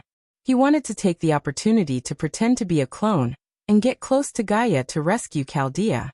Gaia had already guessed it. Although Gaia couldn't tell which one was the main body, she could just destroy all of the clones, and that would be enough. Die, Ars Almadel Salamones, the time of birth has come, thus correcting all things. However, just as Gidia was about to release the second relic, tens of weapons flew toward Gidia out of thin air. It seemed like they were long-range attacks. Gidia did not think that those things could hurt him, so he did not care about those weapons at all. In fact, the weapons hit Gidia, but they did not have any effect at all. They could not even break through Gidia's defense. There was not even a spark. However, in the next second, a transparent spherical light film with a diameter of more than 10 meters enveloped Gidia. What's this? Gidia recognized the spherical light that enveloped him. It was Wuming's defensive skill. It seemed to be a relic. Wuming had used this skill to block Gidia's attack in the beginning. Gidia had witnessed the defensive power of this thing. If Gidia were to release his own relic, he might not be able to break through the spherical light film. However, if Gidia were to give up on releasing his relic, he would obviously fall into Wuming's trap. Therefore, Gidia maintained his relic until he was about to release it. Since there was no blind spot in the defensive light film, Wuming would definitely make a move when he entered. It would not be too late to release it then. When? Later on, Gidia began to think. Could it be those weapons just now? Gidia had some guesses. This was a relic with a physical form. Moreover, it was very likely that it had mixed in with the dozens of weapons just now and approached Gidia together. That was why Gidia was enveloped by the light film. In reality, Gidia had guessed correctly. Wuming used the Manchala formation to release a large number of weapons, and hid his paradox armor among them. Wuming believed that Gidia would not stop releasing his relic, because of a few weapons that were not enough to deter him. As expected, Gidia was hit because of this. Suddenly, the 9 rings on Gidia's fingers flashed. The 9 rings left behind by King Solomon were not just for show. Even if they were almost useless against Wuming, they could provide Gidia with part of his wisdom. Gidia began to think again. There was no need for Wuming to get close to Gidia to take back Chaldea. Wuming could totally attack Gidia first. After all, Wuming knew that he could use pure origin power to hurt Gidia without affecting Chaldea. In the next second, a gap appeared in the spherical light film that enveloped Gidia. An extremely large flood surged into the spherical light film. The flood contained a large amount of pure origin power, and could cause great harm to Gidia. However, the flood would cause very little harm to Chaldea. It could be said that it was killing 2 birds with 1 stone. Seeing this, Gidia was even more certain that he had understood Wuming's intention. At that moment, the relic that he had gathered earlier was instantly launched toward the gap. Hundreds of millions of rays of light that were comparable to the star creation Holy Sword instantly blocked the gap that appeared in the spherical light film. Before the flood that entered through the gap could splash onto Gidia, the gap was blocked. Now Gidia thought that he had more or less understood Wuming's moves. If it was the same move again, Gidia was confident that he would not fall for it. Just as Gidia was thinking that, there was a fluctuation in front of Gidia. Wuming appeared out of nowhere and slashed Gidia with the divine blade of salvation. Swoosh! Bang! At the same time, the spherical light film that surrounded Gidia shattered, and Gidia was sent flying again. It was exactly the same as the previous scene. However, this time, Wuming had an additional item in his hand.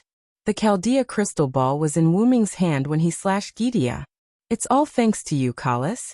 Wuming praised Kalas. It's my duty and honor, master. Kalas answered respectfully. Wuming's goal from the beginning was never to attack Gidia, but to take back Chaldea. Wuming had indeed hidden in his clone for Gidia to see, letting Gidia know that Wuming's goal was Chaldea. After that, the armor of paradox and the flood, mixed with the source of power, were just a feint to make Gidia think that Wuming's goal was Gidia.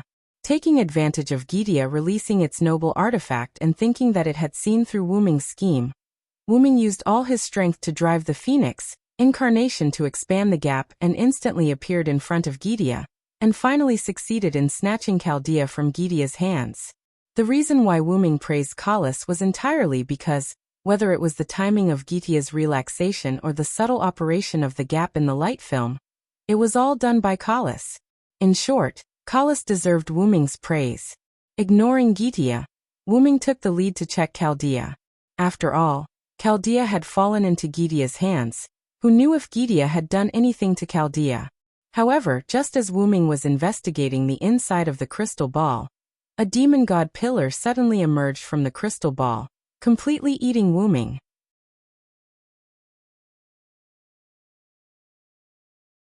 Chapter 1050. The demon god pillar came so suddenly that Wuming did not even have time to react before he was completely engulfed by the demon god pillar. At this time Gidia, who stabilized himself after flying backwards, laughed loudly. Ha ha ha ha. You didn't expect it, did you? Dragon of Origin. I have already released Floro's seal. I have been waiting for you to take back Chaldea. That's right. As early as when Gidia took back Chaldea, Gidia had already released Floros from the Holy Grail. The wisdom provided by King Solomon's 9 rings to Gidia was not that simple. Gidia's plan was inseparable from that wisdom. After Floros broke free from the seal, it had been lurking in Chaldea, transforming into Leviticus. While chatting with the people in Chaldea and persuading them to surrender, it was silently waiting for the right time. And this time was the moment when Wuming took back Chaldea. Therefore, the reason why Wuming was able to take back Chaldea was also part of Gidia's plan. In order to not let you see any clues, I spent a lot of effort to let you successfully take back Chaldea. Now, enjoy the feast of the Black Origin Mud that I left for you. The Black Origin Mud was Wuming's natural enemy, but to completely kill him, the first way was to use the Black Origin Mud to continuously attack Wuming. The second way was to use more Black Origin Mud than Wuming could bear to swallow Wuming in one fell swoop. This was like insecticide and mosquitoes. Spraying insecticide at mosquitoes, because of the airflow and other external factors, mosquitoes would not die instantly. Therefore, it was necessary to continuously spray insecticide at mosquitoes to achieve the goal of killing them. However, if the mosquitoes were directly soaked in the insecticide, even if they were not poisoned to death, they would drown. It was simple and crude. The first move was obviously unreliable against Wuming. After all, Wuming wasn't weak, so there was no way he could use the Black Origin soil to continuously attack Wuming. As such, he had no choice but to use the second move. Therefore, Gidia planned this conspiracy and gave almost all of the Origin Black soil to Floros for safekeeping. He only kept a little for himself to use as a means of attack. Gidia was prepared to use the Black Origin Mud to devour Wuming and kill him. And now their scheme had succeeded. What a pity, Origin Dragon. I still can't forget the pain you gave me. I have to thank you properly. There was clearly something wrong with the demon god pillar Flawless's voice. It was meaningless. Flawless's brain must have become abnormal in the seal of endless darkness. One should know that Flawless was sealed by one of the 12 incarnations, the warrior incarnation, with the golden sword. That was the golden sword that separated Flawless from the concept of the 72 demon god pillars. The seal on the golden sword was a seal that transcended time and space. Who knew how long Flawless had stayed in the seal for? Although I can't punish you personally, letting you drown in the Black Origin soil is the biggest punishment for you. Ha ha ha. To Wuming, the Black Origin soil could be said to be the poison of all poisons. Letting Wuming drown in the Black Origin soil, Wuming would undoubtedly suffer intense pain in both his body and soul before he died. There was indeed no punishment more severe than this. The demon god pillar Flawless kept squirming. A trace of the Black Origin soil leaked out from Flawless's body. From the very beginning, after swallowing Wuming, Flawless began to squirm. That was the Black Origin soil that existed in Flawless's body rioting. It was like a stone that was thrown into a lake. After Wuming was swallowed by the demon god pillar, Wuming's consciousness became blurry. The words of Gidia and Flawless were also intermittently transmitted into Wuming's mind. It couldn't be helped. This time, Flawless and Gidia really put in a lot of effort. The amount of Black Origin soil that Flawless preserved could be said to be beyond Wuming's imagination. Once Wuming was swallowed, he couldn't maintain his consciousness. After all, the amount of Black Origin soil was just too much. Wuming was suffering extreme pain in his soul and body all the time. His blurry consciousness was also caused by this pain. I've underestimated Gaia. Wuming's mind was in a disjointed state. Master, you can do what you did last time and transfer your consciousness to the backup machine again. This way, you can avoid the Black Origin soil's damage to your soul. Collis instantly calculated the answer. What about you guys? Wuming forced himself to be alert and talked to Collis and Enkidu. We can help you protect your body. Enkidu answered. Don't even think about it. Wuming interrupted Enkidu without hesitation. If that was the case, Wuming's consciousness and soul could be preserved. However, this body would be finished. This body that had lost its mental resistance would definitely be completely consumed by the black origin soil. Even if Enkidu and Collis stayed behind to protect Wuming's body, they would definitely not be able to block it as easily as last time when Wuming's body fell into the box world. In other words, Enkidu and Collis would definitely die with Wuming's body. Only Wuming would be left alive. I promised you guys that I would never abandon you guys and escape alone. Master. Shut up. Master Wuming. I refuse. Collis and Enkidu shut their mouths. After all, they knew how stubborn Wuming was. When it came to matters like this, once Wuming had made up his mind, he would definitely not change it unless there was a chance for a change. But now, a chance for a change was really hard to come by. Talking to Collis and Enkidu had strengthened Wuming's consciousness quite a bit. In other words, he could still hold on for now. There was no such thing as a dead end. If there was a dead end, then it was definitely because the person involved had not found a way out. Wuming decided to find a way out before his consciousness completely disappeared. Immediately, Wuming checked his abilities. Because of the black origin soil's continuous corrosion, I can't use them at all. Whether it was the 12 incarnations, magic, he could not use them at all. In the instant that Wuming gathered his energy to use them, the black origin soil would corrode the energy that Wuming gathered. Hence, he could not use them at all. Some of the gadgets and items that Wuming kept in his Dragonist dimension could not be used in the current situation. Naturally, the physical relics and weapons could not be used. They were all hidden in the divine blade of salvation that was one with Wuming. Meanwhile, Wuming's divine blade of salvation was already curled up in Wuming's body, not daring to come out at all.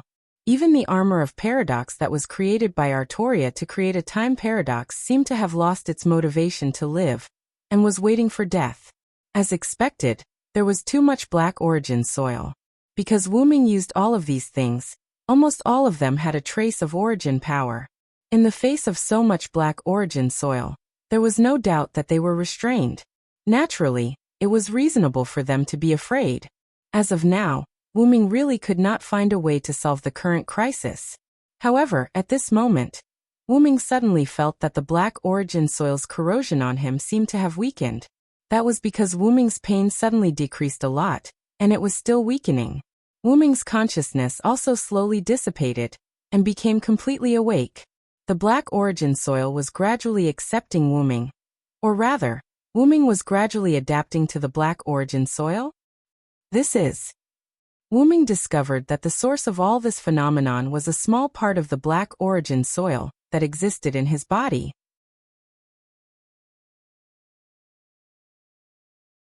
Chapter 1051. For some reason, the black mud that Wuming had left in his body had fused with the source power in Wuming's body. Because the fusion was slow and Wuming was focused on fighting Gidia, he did not notice this.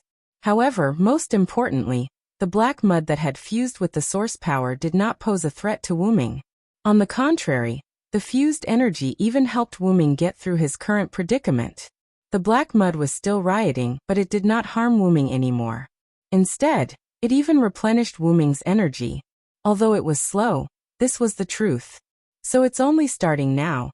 Wuming finally understood that this was the result of Wuming's previous attempt to use the black origin mud to summon power. At that time, it was probably because there was too little black origin mud. Now Wuming was directly soaking in the black origin mud. In addition, the black origin mud in Wuming's body, which had fused with the power of origin, had a stimulating effect. With these two factors working together, it successfully caused a phenomenon that Wuming had never seen before. This power seems to be the source power. Wuming sensed the power after the black mud fused with the source power, and found that this power seemed to be the source power. It is indeed the source power, but it's different from my source power. After the fusion, Wuming felt that the new power was the source power, and it was almost the same as before. However, if one had to compare it to the source power of the past, then the source power of the past was still underage, while the source power of the current source power could be considered adult. Could this be the secret of adulthood? No, it was definitely not that simple. After all, apart from the source power of the adult version in Wu Ming's body, there were no other changes. Could it be because there wasn't enough of it? After all, this had happened before, so Wu Ming's guess was not wrong. Wu Ming let go of his body and mind. He closed his eyes and allowed the black mud to enter his body. Under the guidance of the new power, it continuously produced new source power. Afterwards, he used this source power to cleanse his body again and again. Wu Ming's goal was very simple. Since the source power was adult, and Wu Ming's body was underage, would using the adult source power to cleanse Wu Ming's underage body be able to allow Wu Ming to transform? That was what Wu Ming guessed. No matter what, he had to give it a try. However, most of the time, the truth was just that simple. After being continuously baptized by origin power, Wu Ming's body had indeed changed slightly. Wu Ming opened his eyes and sensed his body. No matter how he looked at it, nothing had changed, but Wu Ming could feel in his heart that the current him and the him a few minutes ago were on two completely different levels. Is this the power of the great origin? Wu Ming's pupils had turned golden, and the center of his pupils was still red, but it was no longer wine red. Instead, it was a fiery red that was full of vitality.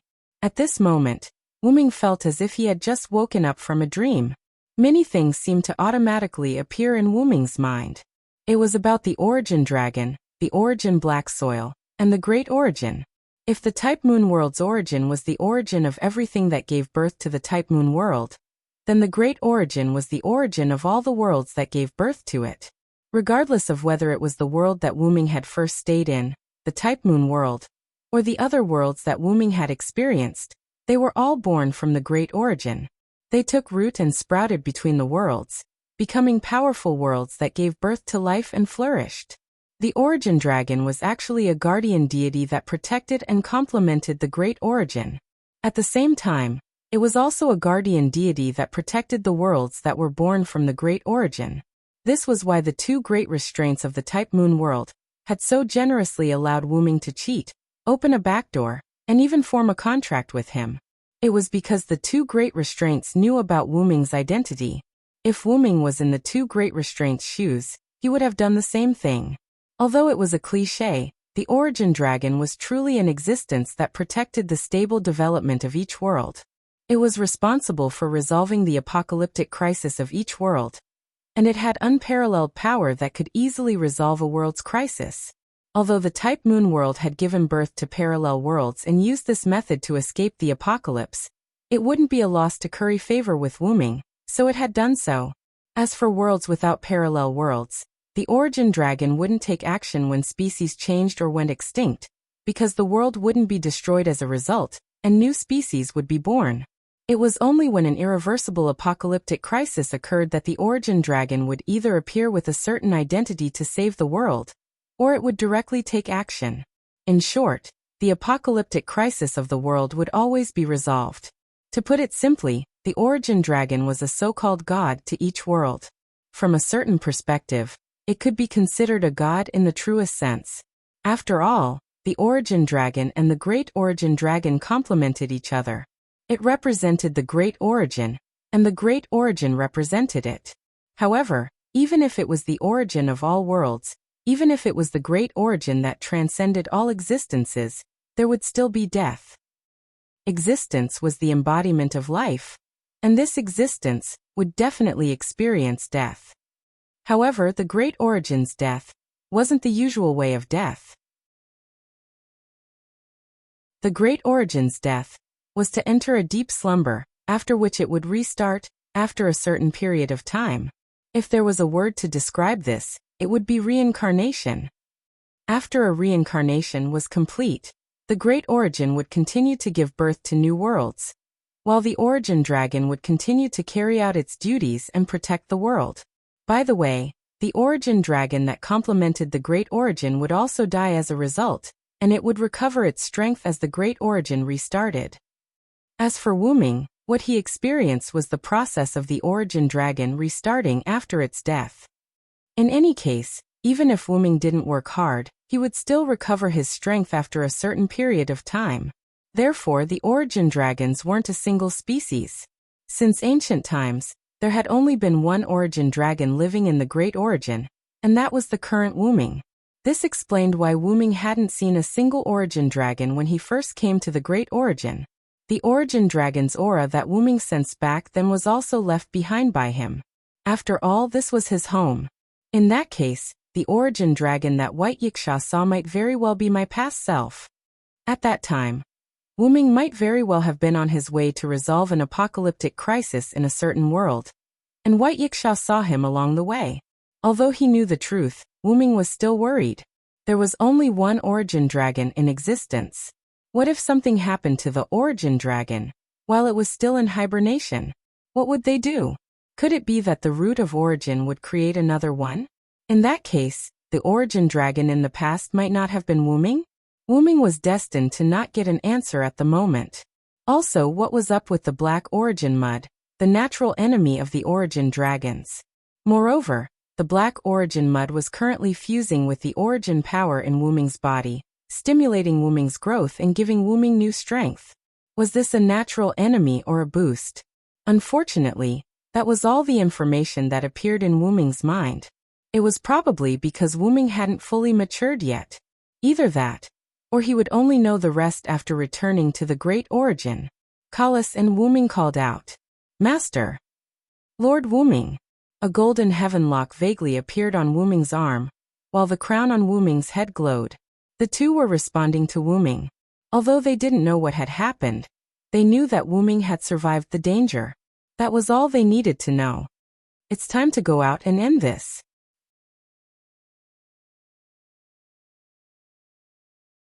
Chapter 1052.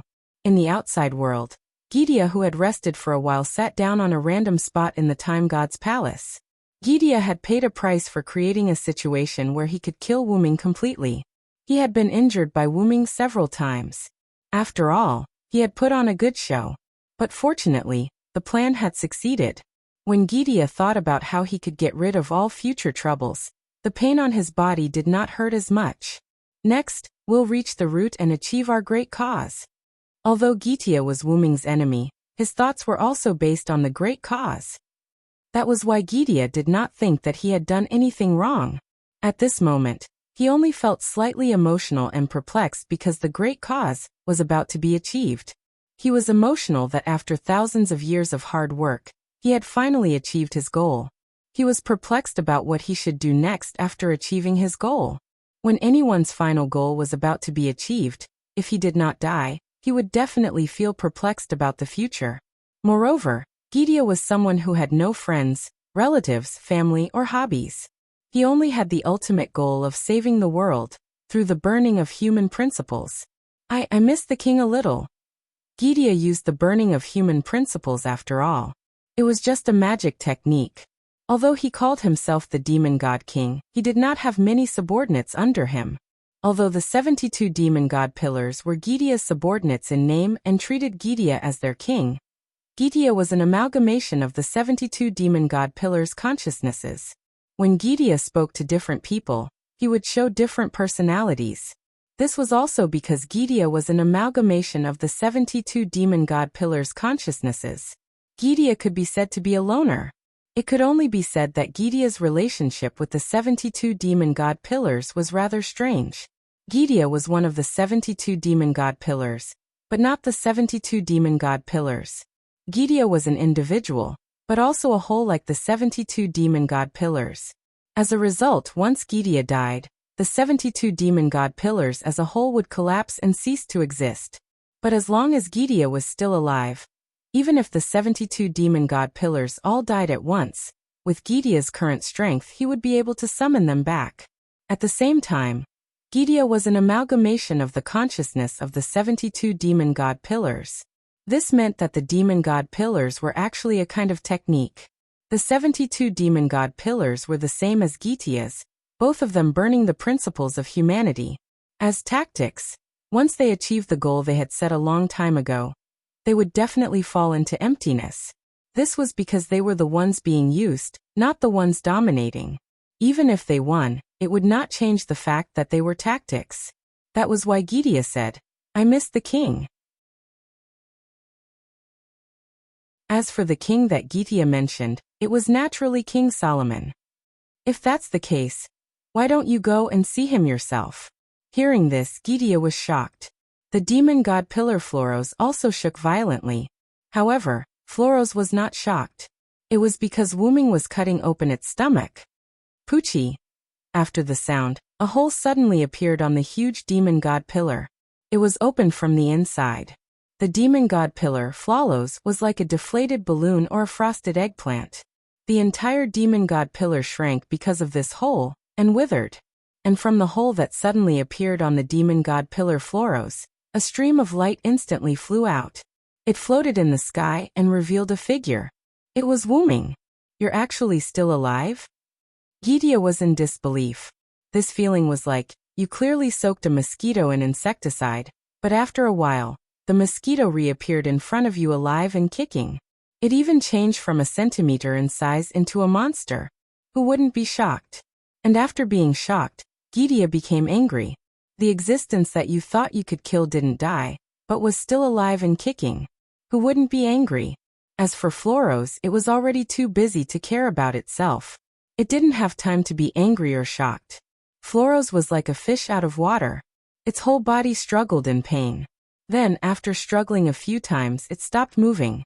In the next second, Floros melted and turned into a pool of black matter floating in the air. Wuming waved his hand and attracted the black matter. It integrated into his body, and a lot of new origin power was generated. That's right, the black matter after Floros melted was the origin black mud. Wuming used it and absorbed it into his body. You actually assimilated with the origin black mud? Did you reverse it? No matter how stupid Gideon was, he could see that this was Wuming's trick. At this moment, in Gideon's understanding, Wuming was now in a reverse state, which was quite popular among the servants. The so-called altar.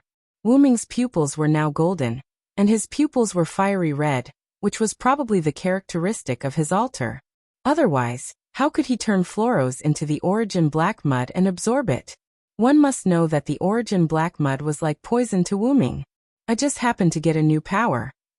For Gideon's guess, Wuming did not give a positive answer. Although it was not a secret, Wuming also knew that his change was not something worth telling the enemy. However, Wuming's ambiguous words, in Gideon's ears, was admitting that Wuming had been altered. "Come and try my new power, Gideon." Wuming shouted and waved his hand. Countless origin black mud-like monstrous waves appeared out of thin air behind Wuming, raised high, and rushed toward Gideon. This posture was bound to cover Gideon in an instant. Now Gideon also realized that he may no longer be Wuming's opponent, but even so, Gideon would not give up. "My great cause, my ideals, the meaning of my birth, will never end with being destroyed by you." Gideon seemed to be going all out. His body trembled violently, and then began to burn. This was Gaia, the burning of human principles style, using all the power of the burning of human principles. "My name is Gideon. Humanity burning humanity. Demonic King Gideon." Gideon's muscles were tight, as if all of his energy was about to explode. Then Gideon hugged his chest and clenched his fists. The muzzle-like thing on Gideon's chest began to gather purple energy that was so red that it was black. Gaia had gathered so much energy that her entire body was cracking. She suddenly spread out her arms, and the purple energy that had gathered in front of her chest, which was so purple that it was turning black and red, suddenly shot out. Third relic, activate. The time of birth has come. Use this to correct everything. This is my everything. Earth, Almeda, Salamones. Gideon's relic was released at a scale that had never been seen before on Wuming. Gideon's body was cracking at an accelerated speed. Such an enormous amount of energy was not something that Gideon could release in one go. Perhaps, even if Gideon won, it would be overloaded and cause its body to collapse. Gideon was going for broke. This was a battle where there was no victory. And it was a battle where one's life was at stake. This was Gideon's farewell, and at the same time, It was Gidea's unwillingness. All of this ended as the unimaginable giant pillar of black-red aurora collided with the black mud that was like a monstrous wave. There was no explosion as expected. There was only a white light that was produced when the two collided. The white light seemed to have covered the entire world in an instant. Time seemed to have stopped at this moment. However, the most important thing was that everything had ended.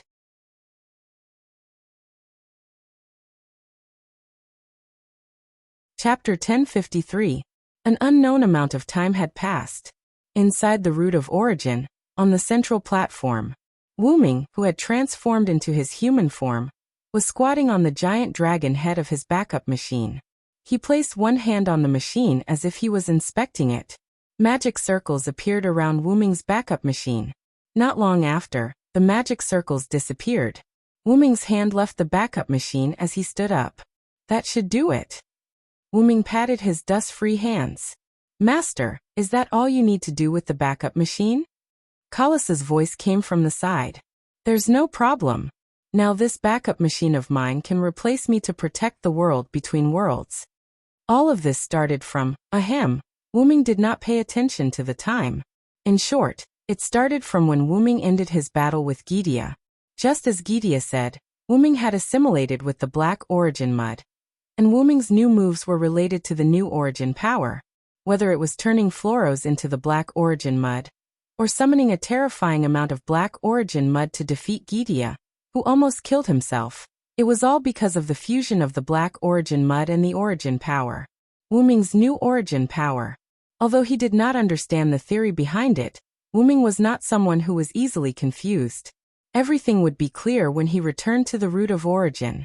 However, after Wuming defeated Gidea, he did not kill it. Instead, he kept it alive. As for why he saved Gidea, it was not because of Wuming's kindness, but because Roman suddenly appeared in front of Wuming. Gidea, who had lost all its energy and almost died, was no different from before, or even worse.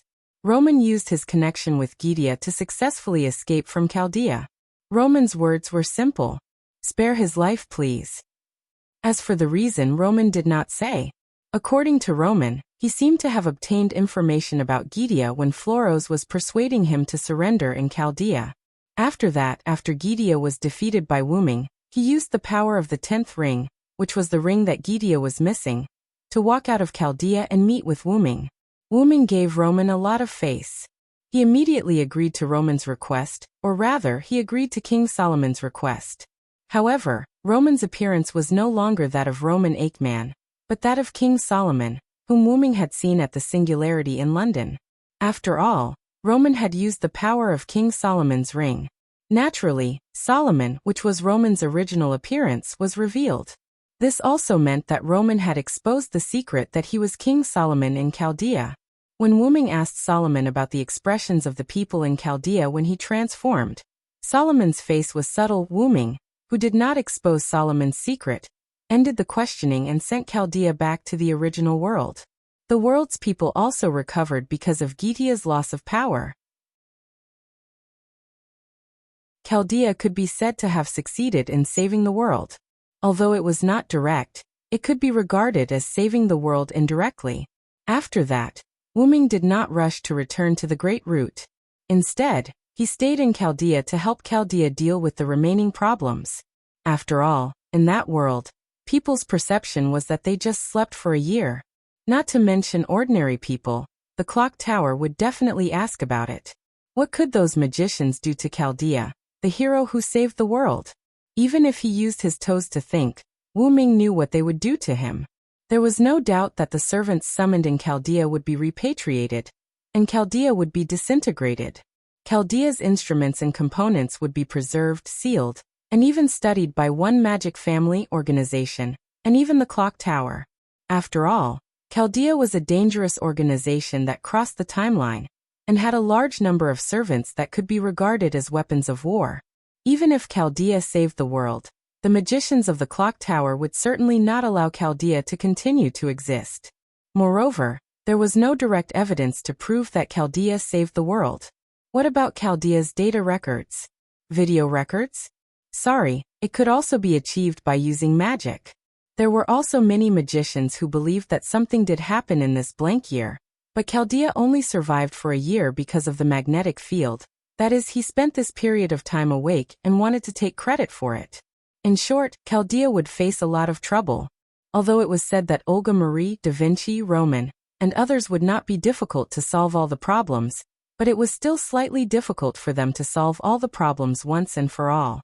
Olga Marie's third method was not yet understood, so she was not the third magician. Although Da Vinci was omnipotent, she was, after all, a weapon recognized by the clock tower. After Roman became Roman, and asked Wu Ming to spare Gidea's life, he resumed his identity as Roman.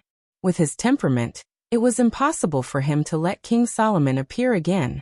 Roman was just a Roman, the highest person in charge of Chaldea's medical department. These three, whether taken out individually or together, were not enough. At least, most of the magicians in the clock tower would not buy it. Therefore, they needed Wu Ming's help. Wu Ming went directly to the clock tower. In a room that Wu Ming often visited in the clock tower, Wu Ming found that person.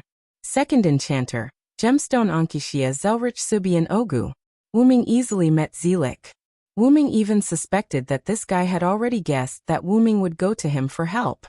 That's right, Wu Ming looked for Zelik to let Zelik help Chaldea deal with the aftermath. As the second magician, there would always be people who would give him face. Even if they did not give him face, Zelik also had a lot of connections. It would be quite easy for him to help deal with the aftermath.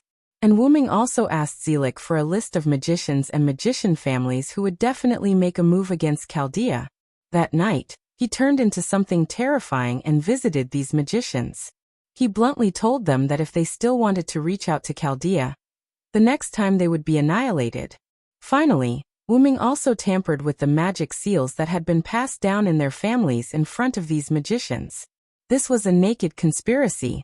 Those magicians who could not resist Wu Ming at all could only choose to compromise in fear. Now Chaldea had a very long buffer. As long as Olga Marie mastered the third magician, at that time, coupled with Olga Marie's status as one of the 12 monarchs, she would definitely have the right to speak no less than Zelik. The third magician was one of the 5 remaining magicians in the world. The other magician also had the help of a powerful magician who could travel through time and summon servants. There was also a powerful existence who could tamper with the magic seals of the Clock Tower magician family. With these, there was no doubt that Chaldea would not be in any danger.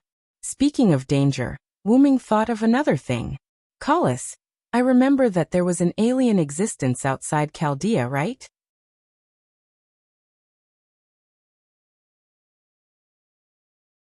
Chapter 1054. Wu Ming turned to look at Kalas. Master, don't worry, Enkidu is basically done, he's taking care of the aftermath. When Wu Ming put Chaldea back in place, he accidentally discovered an existence that could be called an alien. This existence was paying attention to Chaldea, who had returned to the Type Moon world.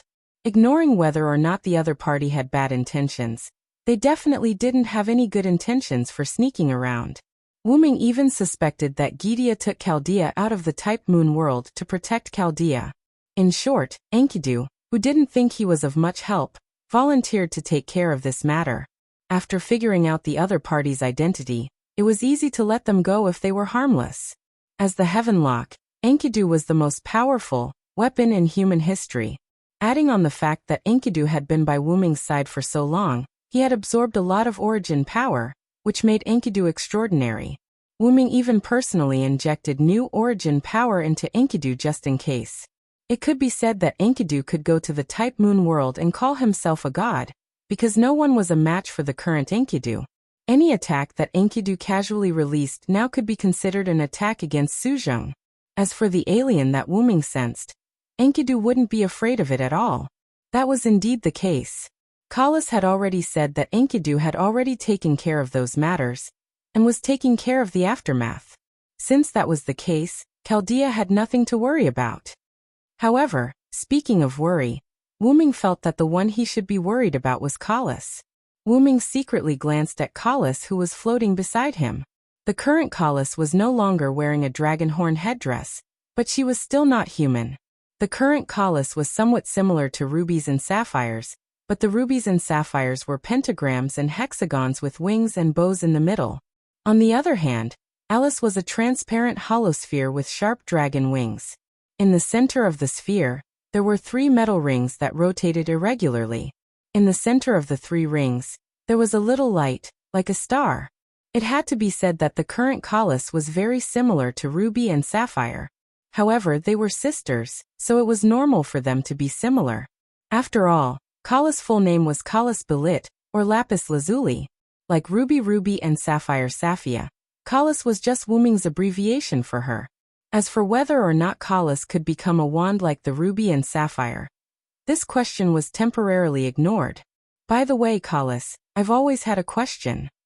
Looking at the current appearance of Collis, Wu Ming finally asked the question that had been in his heart. Now that I clearly have a way to turn you into a human, why don't you agree and instead choose this appearance? Wu Ming revealed a helpless expression, not knowing whether to laugh or cry. Compared to the appearance of a human, I still prefer the style of my sister's phone. Kelly replied in a serious tone. However, Wu Ming revealed an expression of, I knew you would say that. It must be Ruby who bewitched you. Wu Ming responded to Collis with a gaze that saw through everything. And Collis fell into a rare silence. It seems that I guessed right. Wu Ming sighed. It couldn't be helped. Who told Wu Ming to pick up Mayu in the past 2 days? More than once he saw Ruby give up on accompanying Ilya and secretly follow him instead. Wu Ming glanced at Collis again. He had no intention of blaming her. I actually wanted you to experience the life of a human, but since you like this appearance, we'll leave it at that for now. After all, when Collis thought things through one day, Wu Ming could use the power of the Great Origin to turn Collis into a human at any time. Let's go. The arrangements here have been completed.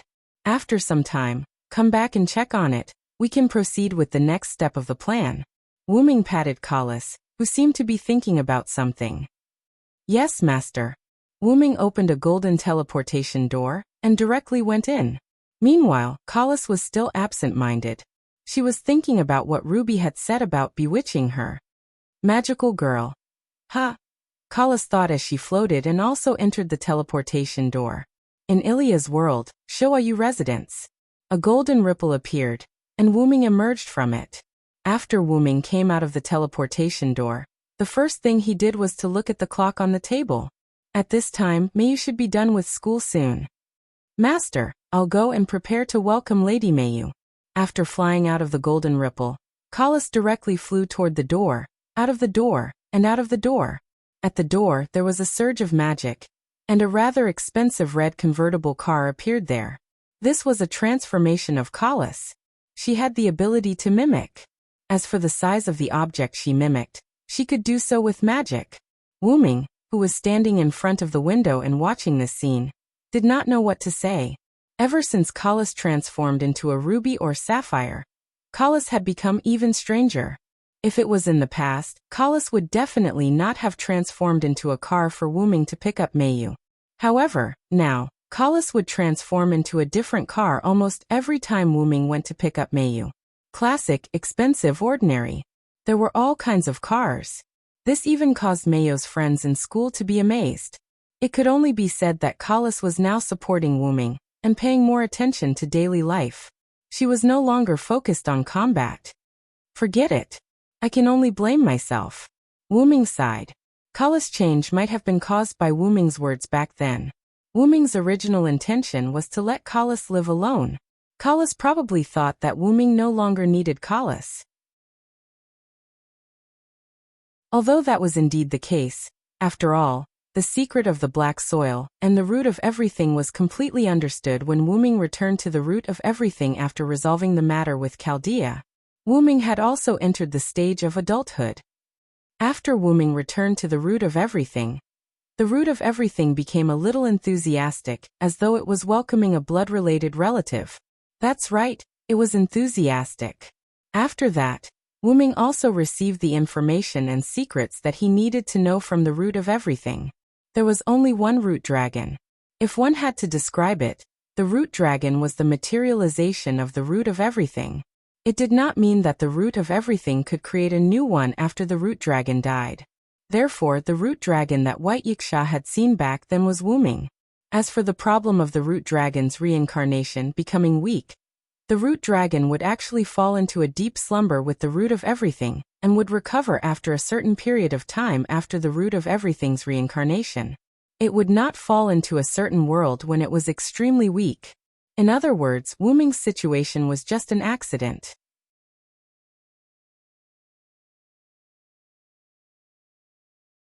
Chapter 1055. When Wuming was weakened from his slumber, he accidentally wandered into a certain world. As for the reason, it was naturally the origin black soil. The origin black soil was the dust of a dead world, while the origin black soil was in slumber. When the origin reincarnated, its origin power would naturally fall into slumber as well. During this period, there would definitely be worlds that were unable to save themselves and were destroyed, which was why most worlds perished. Since the origin had a lifespan, worlds naturally had a lifespan as well. The origin could reincarnate, but worlds couldn't, and worlds would eventually reach their end, which was why a small number of worlds perished. These dead worlds would then turn into dust and return to the origin. The dust produced by these worlds that had reached the end of their lifespan and died naturally wouldn't affect the origin at all, and could even replenish the origin as energy, just like how fallen leaves return to their roots. As for the destroyed worlds, they were much more troublesome. The origin was like a mother who unconditionally spoiled her child, fully accepting and taking care of the dust of these worlds. Firstly, the origin felt guilty for not being able to save its child as a mother. After the dust entered the origin, it would fuse with the origin power, and the resulting product would be the origin black soil. Secondly, the origin wanted to use the origin black soil to recreate new worlds, which could also be considered as compensation for the destroyed worlds. As for why the origin black soil was able to counter Wuming, it was because the origin black soil contained negative origin power, which was also why Wuming was able to counter the origin black soil. The negative emotions of a dead world were left behind in the dust, which fused with the origin power, and naturally became negative origin power. The reason why Wuming was able to escape from the origin and wander into a certain world was also due to the increase of the origin black soil. As more and more origin black soil was absorbed, the origin couldn't contain it anymore. Worlds weren't something that could be created at will, and even the origin needed time to recreate the origin black soil into a new world. Furthermore, the worlds between worlds were so vast that there was no end to them. The number of worlds that existed between worlds was probably more than 1 trillion.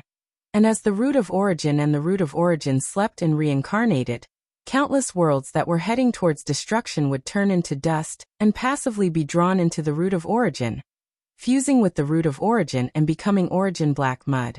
Whether it was a few cycles or a dozen, the black origin soil was indeed being consumed and reforged into one world after another.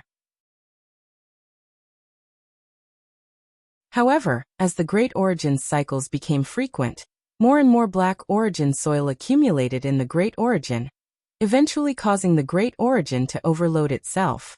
Wuming and most of the black origin soil hence flowed out, leaving only a little bit of black origin soil in the great origin, the black origin soil that Wuming had seen when he first entered the great origin. The reason for the frequent reincarnation cycles of the great origin was actually very simple. It was caused by too much dust from the death of a world. The great origin would produce root of origin power to fuse with the dust, but as the world died faster, the great origin would have to produce root of origin power faster. This would put a burden on the great origin, causing the great origin's reincarnation cycle to accelerate, causing Wuming and the black origin soil to flow out. It was like a sealed water bag that was filled to the brim, and if more water was poured in, the bag would explode and all the water would flow out. This was how the black origin soil flowed between worlds, and some even accidentally entered them. It was also because of this that Wuming entered a certain world, and was adopted as a normal infant. Although Wuming now knew everything, this was still a difficult problem that had no solution. The only solution was to start with the creatures that lived in each world. The creatures that lived in each world would develop, be it through technology or magic, but once they reached a certain level of development, these creatures would seek to reach even higher heights, which was why they had already faced the threat of destruction. In other words, they would destroy themselves as well as the world they lived in, which was the cause of the destruction of most worlds. For example, Mayo's world was destroyed because of the Ainsworth family. However, because the M-shaped moon world had evolved into a parallel world, it indirectly resolved the threat of destruction. Even if Mayo's world was destroyed, the M-shaped moon world would still be fine. But in the end, Mayo's world was still saved by Wuming. Most worlds didn't evolve into parallel worlds, which meant that if the intelligent creatures that lived in those worlds caused a world crisis like the Ainsworth family did, the only outcome for that world would be destruction. However, it was extremely difficult to start from this aspect. Once an intelligent creature reached a certain level of development, it was unavoidable for them to explore even higher heights. This was a necessity for any creature that lived in this world. But the key was whether or not these intelligent creatures could adapt to the next height and control it. If they could adapt and control it well, the world would continue to operate as usual, and the intelligent creatures would continue to live. But if they couldn't adapt and control it well, the world would very likely be destroyed. So, how could one change the creatures of a world and make them give up on exploring higher heights when they weren't confident enough? Wuming could only think of one way, which was to become the god of that world.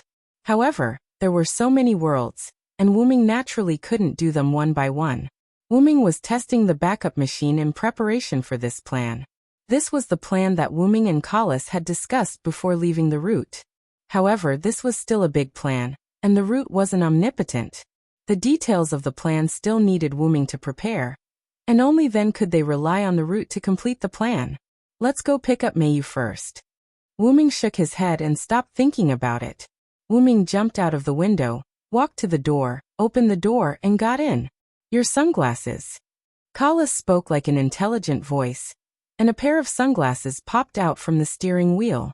Wuming grabbed it and put it on his eyes. After all, it was a convertible. Wuming had requested that Collis provide sunglasses when driving such a car. Then let's go.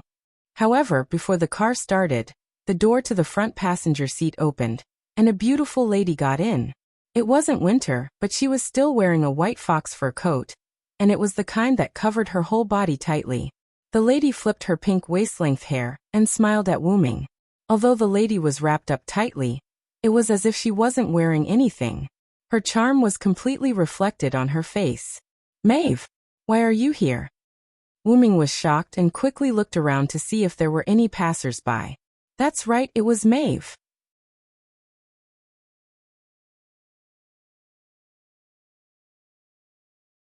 Chapter 1056. Why was Maeve here? Of course, it was because Wuming had discussed with the suppression force and asked the suppression force to bring the Maeve Wuming knew from the moment before her death to this era. This way, it would not destroy history, and it would allow Wuming to see the original her. Although it would be better to directly ask the suppression force to take over history, Wuming felt that it was unfair to Maeve. That history, that story, were all created by Maeve herself, and Wuming had no right to take it away. In short, Maeve came to the modern era, and it was the modern era of Ilya's parallel world, and settled down and survived. And Maeve's wish, in fact, as long as Wuming was here, Maeve had nothing to be dissatisfied with. Perhaps the only thing that Maeve was dissatisfied with was that Wuming could not be with her all the time. Maeve rested her body, tilted her head, leaned forward, and lay directly on Wuming's shoulder. The familiar body fragrance entered Wuming's nose. Of course I'm here to look for my dear. As soon as Maeve spoke, the surrounding air was filled with charm. Don't worry, I've already set up a spell to disperse idlers around. No one will come. After all, Maeve was also a druid. Maeve's charm could be called forced hypnosis for ordinary men. Even if Maeve was wrapped up so tightly, once a passerby passed by, it would be easy to attract them. Wuming, who had experienced such an incident once, did not want to experience it again. Wuming breathed a sigh of relief, then looked directly into Maeve's eyes. Didn't I tell you to stay at home obediently? You didn't listen to me again. Although it was a reproach, it was more or less flirting. However, immediately after, Maeve showed a hint of jealousy. You still know that we have a family, then why do you always come to look for your little sister? Could it be that you like her? At that moment, Wuming directly gave Maeve a knock on the head. Mayu is just my little sister. As her only relative in this world, I have to take care of her, don't I? There was nothing wrong with this. After all, Shiro in Mayo's world was still in Mayo's world. In Ilya's world, Mayu indeed only had Wuming as a relative. Wuming felt a little helpless as he reached out to rub Maeve's tearful little head. Besides, I've already explained Mayo's situation to you. Leah and Jihan can understand, and even Master Skaha agrees with my actions. Besides, how old is Mayu? Why are you jealous? Artoria and Joan of Arc were also brought to the modern world by Wuming through the same method. After the Battle of Cameron, Artoria was brought to this world on the ship to the Land of Ideals, while Joan of Arc was brought to this world a second before she was burned to death. Whether it was Maeve, Artoria, or Joan of Arc's injuries at that time, they were all healed instantly by the power of suppression, which could be considered as doing Wuming a favor. After Artoria and Joan of Arc came to this era, they were very well behaved and didn't ask anything. Because of Wuming, Artoria wasn't so obsessed with the country. As for Joan of Arc, she was just taking advantage of the situation to save the country. The current France was no longer the France of hundreds of years ago. Without obsession, the two of them listened to Wuming and lived in Winterwood City peacefully. As for Skaha, Wuming personally went to the country of shadows to invite her out, and even fought her because of it. However, Skaha wasn't surprised that Wuming could find her, nor was she surprised that Wuming would come to her. After all, Skaha was the first person to know about Wuming's identity as the source of power. The fight also dispelled Skaha's thoughts of suicide. The reason why a person would seek death wasn't because she couldn't die, but because she couldn't find the meaning to continue living on this basis. That was why she sought death. Wuming found meaning for Skaha, so she didn't want to die anymore. When he first met Wuming, Skaha had pinned all his hopes on him. As for the people he taught later, like Kukulin and the others, they were just for fun while Skaha was waiting for Wuming. Skaha hoped that one day Wuming could kill her, so she had high hopes for Wuming. She taught Wuming everything she knew and even threw herself at him emotionally. Not only did Wuming treat Skaha as his older sister, but Skaha also treated Wuming as her younger brother. As for why they weren't mother and son, well, after all, their ages didn't match. Speaking of mother, Wuming thought of Tiamat. Tiamat also came to this era. However, because he still couldn't let go, Wuming arranged for Enkidu and Tiamat to live on the other side of Winterwood City, one city away from Artoria, Jean and Maeve. That's right, he didn't want them to see each other. In fact, Wuming didn't want Mayu, Ilya, and Tiamat to see each other for the time being. The main reason was that Wuming wasn't used to having Tiamat as his mother. Wuming couldn't imagine what it would be like if Tiamat called him a child, in front of everyone, but it would be terrible. Wuming couldn't help but shudder, and the hand that was massaging Maeve's head became heavier. Maeve's expression became more comfortable after being massaged by Wuming, but Wuming's action made Maeve break out of her comfort. Looking at Wuming's unnatural face, Maeve was a little worried. What's wrong? Nothing. Wuming must be hiding something from Maeve. No matter how stupid Maeve was, she could see it. However, she still chose to respect this man, and she led the conversation back to the previous topic. Although we have a family, if you don't accompany me, I'll be unhappy. Artoria, Jean, and Maeve lived together in a big house in the suburbs. However, because the house was very big and there were many rooms, Maeve could only barely share a room with Artoria and Jean. It couldn't be helped. Maeve's temperament was slightly disliked by the two. On the contrary, Artoria and Jean were very happy to talk to each other, and they even called each other sisters. Although the two of them did look very similar, only their faces were similar. At least, the difference in their breasts was sometimes very big. However, Maeve had changed a lot during this period in Winterwood City. She wrapped herself up tightly when she went out, but at home, Maeve was still slutty. According to Maeve, in order to change a little in front of Wuming, and at the same time, it was also a foundation to build a good relationship with Artoria and Jean. And Artoria and Jean also saw that Maeve had indeed changed, so the relationship between the three of them had eased during this period of time. However, Wuming basically didn't see her. As Maeve said, Wuming basically lived in Mayo's house. After all, it was to take care of Meiyu. It was understandable that Maeve sneaked out to Wuming. Knowing Maeve's temperament, Wuming didn't want to reason with Maeve. Anyway, he was not in the right, so he just let Maeve do whatever she wanted. It is indeed my fault. Then how do you want me to make it up to you? I will definitely do it. Wuming's hand touched Maeve's head again. Really? Maeve gently grabbed Wuming's hand and put it on her face. Her expression was quite charming. Of course it's true. Wu Ming replied righteously. Then, I want to do it 10 times tonight. Maeve's expression became more and more charming. Wu Ming even felt a little bit. Turning his head, Wu Ming's cheeks were a little bit red. Are you serious? The number of times the two talked about was naturally the number of times they should do it at night. On the night Maeve came to this era, because she experienced the intertwining of life and death, plus meeting Wu Ming, Maeve, who couldn't bear the loneliness, successfully took the first spot of Wu Ming. In a sense, Wu Ming had matured. And coincidentally, that day was also the day Wu Ming crossed the inexplicable threshold inside the root, and became an adult root dragon. By the way, Maeve was the same as Wu Ming. That was also the reason why Artoria and Jean started to accept Maeve. No matter how promiscuous a woman was, if she kept her purity for the man she loved, Artoria and Jean couldn't say anything. By the way, because Maeve took the first spot of Wu Ming, Artoria and Jean finally decided to attack Wu Ming at night on the second and third night respectively.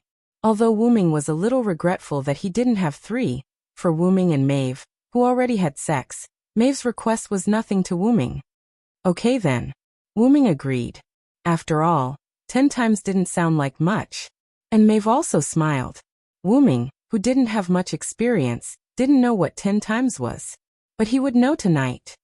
Master, at this time, Master Meiyu should be out of school. Oh no, I'm late. Forget it, Collis, I'll go first. Wait for me here. Wu Ming urged Collis anxiously, and then opened the golden ripple outside the car door. You two, be good and don't run around. After Wu Ming said that, he jumped out of the car in a panic and directly jumped into the portal. Maeve, on the other hand, rested her chin on her hands and looked at the place where Wu Ming left with a happy smile. What, as expected, my sister is the most important. Although Maeve's tone was full of blame, her happiness overflowed. And Maeve's smile was still charming, but it was also full of happiness.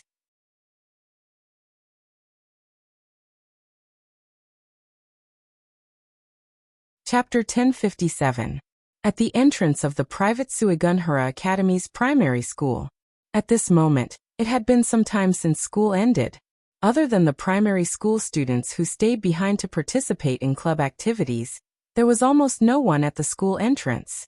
As for why it was because there were still a few primary school students pacing back and forth at the entrance of the primary school.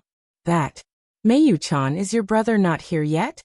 Gue Mimi, who had a gentle personality, looked around cautiously as if she was looking for someone. Beside Gue Mimi, Meiyu carried her little backpack obediently and waited as if she wasn't in a hurry at all. She was quite calm. It's fine. Actually, you don't have to wait with me. Although Meiyu's tone was still cold, compared to how Meiyu treated Gue Mimi and the others in the beginning, it was a huge improvement. What are you saying? How can we leave you here alone to wait?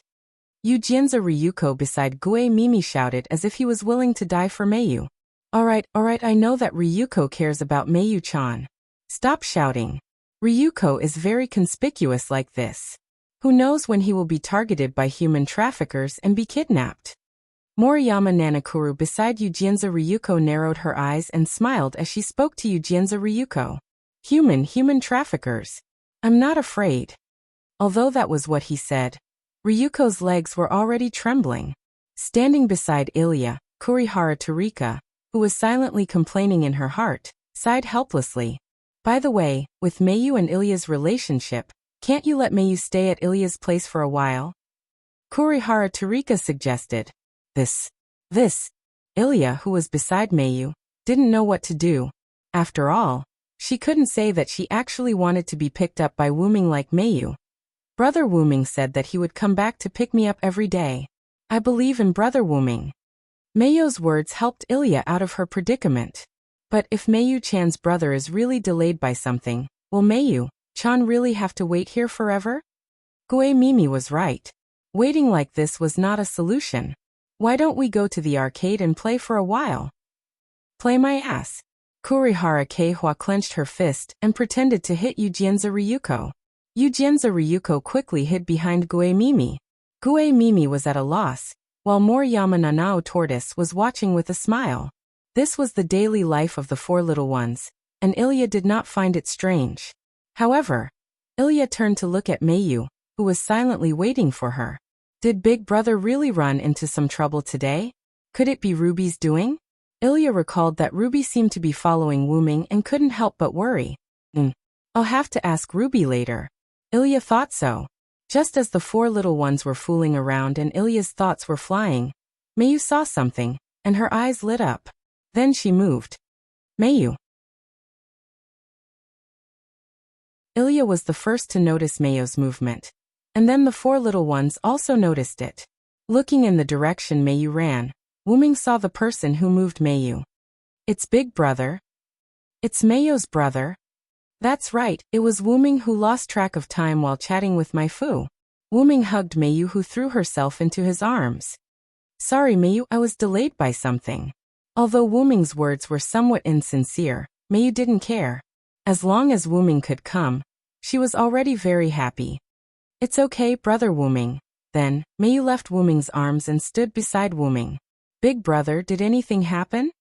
Ilya also walked over and asked cautiously. Ilya always felt that Ruby would do something. Even if she didn't do it now, she would do it in the future. Ilya expressed that she didn't believe in Ruby's character. It's okay, I just met an acquaintance and chatted for a while. Wuming shook his head, indicating that it was okay. Mayu, Ilya, and the others didn't know about my Fu and the others, so Wuming could only explain it this way. So Mayu's brother made us wait with Mayu for so long because he likes the new and hates the old. Yujienza, who was the most lively, jumped out first. Don't be like this, Ryuko, it's very rude. Gue Mimi pulled Yujienza's sleeve, looking a little embarrassed. Ryuko has indeed said too much. Kurihara Takika pushed her glasses, then looked at Moriyama Nanao. Moriyama Nanao, who understood, continued to smile with squinted eyes.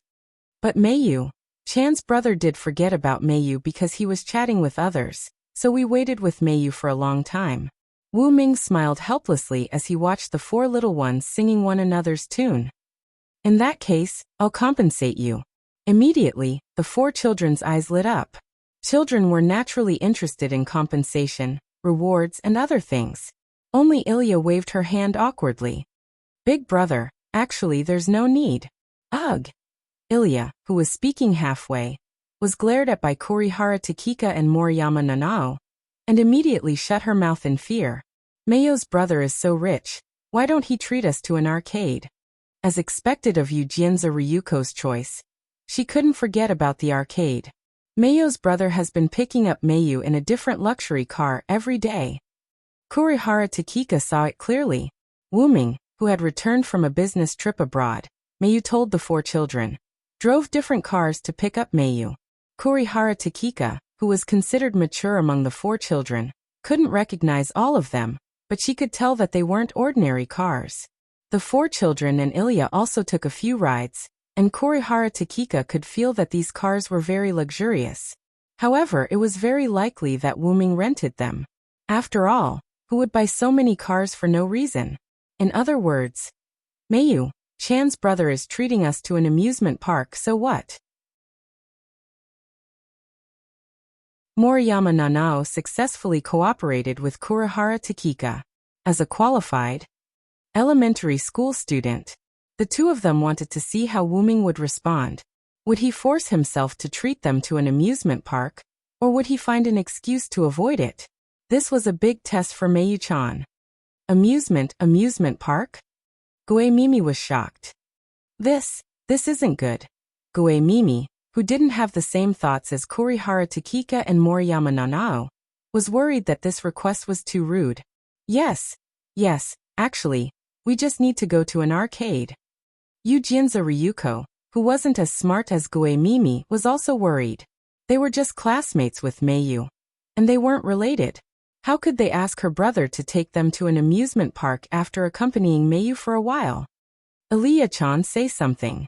Gue Mimi looked at Ilya for help. This. Ilya, who knew Wuming's background, didn't know what to say. Wuming definitely didn't lack money. Although she also wanted to go to the amusement park, he was Mayo's brother, not her brother. Then let's go. Mayu made the final decision. Mayo's words stunned the four little ones. Since Mayu has said so, then today, I will take you to the amusement park to play. I hope it's not too late. After all, this is related to how long you can play in the amusement park. Wuming also made up his mind. Moreover, Wuming's expression didn't have the slightest hint of pain or anything to hide. It was as if he was deciding on something as normal as eating and drinking. Hey. The four little ones were stunned. Gue Mimi and Yujienza Ryuko didn't expect Mayo's brother to actually agree to such a rude request. What surprised Kurihara Tarika and Moriyama Nanakuru was that Wuming didn't have any problems agreeing to it. Could it be that Mayo's brother was actually really rich? Pa! Wuming snapped his fingers, and two luxury cars instantly appeared at the intersection. With a turn, they arrived in front of everyone.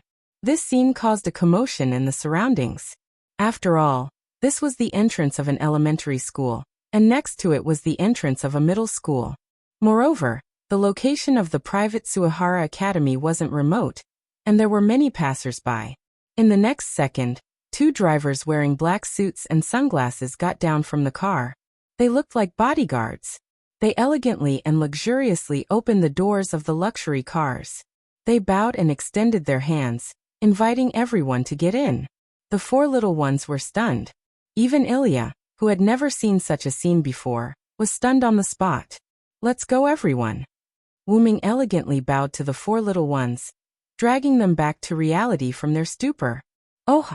However, the exclamations of the elementary school students instantly resounded throughout the entire private Suihara Academy.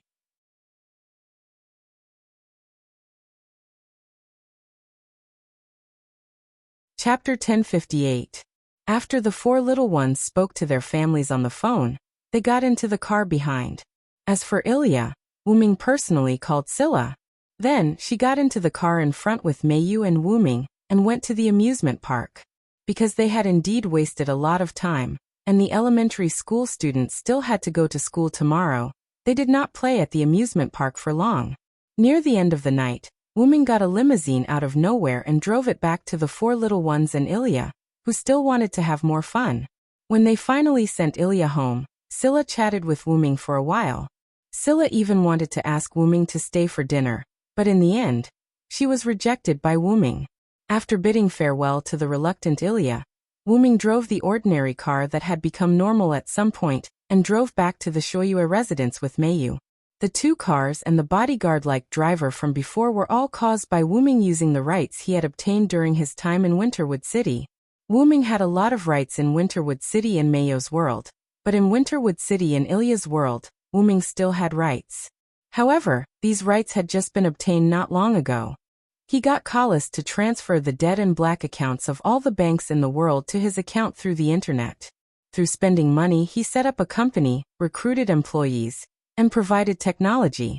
It was all done by Collis. After that, he went to visit the underworld leaders of Winterwood City. If he could use magic to hypnotize them, he would directly use magic to hypnotize them. Under special circumstances, he would directly place restrictions on those who could not be hypnotized. Wuming did not want these underworld leaders to secretly find people to deal with Wuming in the future. Although he was not afraid, it was indeed troublesome and would affect his mood. So Wuming wanted to end it once and for all. After that, Wuming also suggested to invest heavily in them. The effect of the stick and the carrot was basically very effective. Although these underworld leaders were unwilling, they would not go against money. After all, they also lived in this legal society. As long as they had enough money, they would be happy to let Wuming be the boss, and a boss who basically delegated power. Not to mention, Wuming's strength was also a big thigh for them, so why not do it? On the surface, Wuming was the boss of a big company, but in private he had become the real ruler of Winterwood City. Although he basically did not care about Winterwood City's affairs, luxury cars, bodyguards, and drivers were basically a piece of cake. Before Wuming came to pick up Meiyu, he used the portal to see if Meiyu was still waiting at the entrance of the elementary school. When he saw the 4 elementary school students accompanying Meiyu and waiting with Meiyu, Wuming came up with the idea of inviting this group of elementary school students to play at the amusement park as a way of thanking them for accompanying Meiyu. Therefore, all of this was planned by Wuming long ago. The 2 cars were also ordered by Wuming in advance. As for the car that sent the elementary school students home, it was transformed by Kalas. After sending off the 4 little ones, in order to not be so eye-catching and exaggerated, Kalas became ordinary again on the road. Anyway, Ilya and Meiyu knew about Kalas' existence, so there was no need to hide it from them. Meiyu, are you happy today? Wuming chatted with Meiyu, who was sitting in the front passenger seat. Yes, I'm very happy. Meiyu had a heartfelt smile on her face. Ever since Wuming solved the problem of the black mud, he had been accompanying Meiyu during this period of time.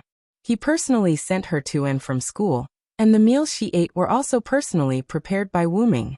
At night, if she was not being coaxed to sleep by Wuming, she would fall asleep with him. It was not the first time he brought Meiyu to various places to play. There were even times when Meiyu and Wuming went out alone without Ilya's knowledge.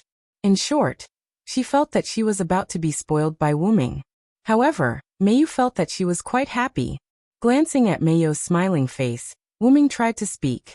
Meiyu, if someone else wants to participate in our lives, what would you think? Wuming's words were rather vague, and she did not know what he was referring to. However, as a perfect Superman comparable to a PhD student, Meiyu seemed to have realized something, and the smile on her face gradually disappeared. Wuming, who saw this scene, realized that something was wrong. He immediately changed his tone, and changed the topic. After all, we have always been 2 people. The Shoyu mansion is so big, it's not bad to raise some animals, right? Fortunately, the topic just now was very vague, and Meiyu did not immediately see anything. Otherwise, it would be hard to say. Animals. Meiyu could not help but be stunned. That's right. After all, I can't always be with you. Raising some animals in our house can also help you relieve your boredom. Although the problem of the black mud was solved, it did not mean that Wuming was free. Wuming's time with Meiyu was actually compensation for leaving Meiyu. Wuming still had a lot of things to deal with. It was also time for Nazalik to go back and deal with the situation of the big tomb. Although Wuming could move the big tomb now, it would not be easy for all the members of the big tomb to live honestly in Winterwood City. Wuming could not force the members of the big tomb, whose justice points were at least -500, to do good deeds. The only one with high justice points was the old butler, Seabass. Therefore, he had to arrange a place for them to live. There was also Irbiruai. How did she know Wuming's name? Even if she had seen the previous Wuming, he was not known by this name before. In fact, he did not even have a name before, only the name of the Dragon of Origin, which was both a race and a personal name. Wuming had to figure out what was going on.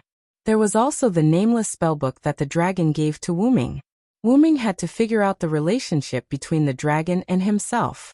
He also had to take care of the community in the box court world. After all, Wuming was also a member. Whether it was as a member of no name, or for the sake of Black Rabbit, Run, Letitia, and the others, Wuming had to help the community grow. Moreover, he could not use his own power to forcibly improve the community. That would not only spoil the growth by excessive enthusiasm, but it would also be quite disrespectful to the community. Therefore, Wuming had to act like Sun Wukong needed to protect Tang Sanzang. This process was not easy. Moreover, Wuming had to deal with the conspiracy of the upper echelons of the box court. There was also Pest. Wuming had promised to help her, so he had to do it personally. But for better or for worse, No Name did not have to be taken over. No Name only had its meaning in the box court world. Also, Wuming had to return to the Godslayer world. Athena, Guinevere, and Lancelot had become the subordinate gods of Wuming, the last king. Wuming could not just ignore them. If nothing unexpected happened, he would definitely take over. After all, because of Wuming's identity as a Godslayer, he could not stay in the Godslayer world for too long. Wu-ming had a headache just thinking about that. How would the young female version of Guinevere in the Godslayer world meet the young female version of Guinevere in the Model Moon world? That was why Wu-ming did not choose to bring Guinevere and Artoria to the modern world, and only brought Artoria back. It was really difficult. There was also the world of the Star Cup. He had to go back and see what the god of games, Teto, had changed that world into. He was also very concerned about how Rick and Shiobi were doing. Most importantly, there was the problem of the root. A single cycle of reincarnation of the root was a very long time for long-lived species. But that did not mean that Wu-ming did not have to do anything about it. To prevent the black root soil from overloading the root and causing it to leak again, Wu-ming had to solve this problem no matter what.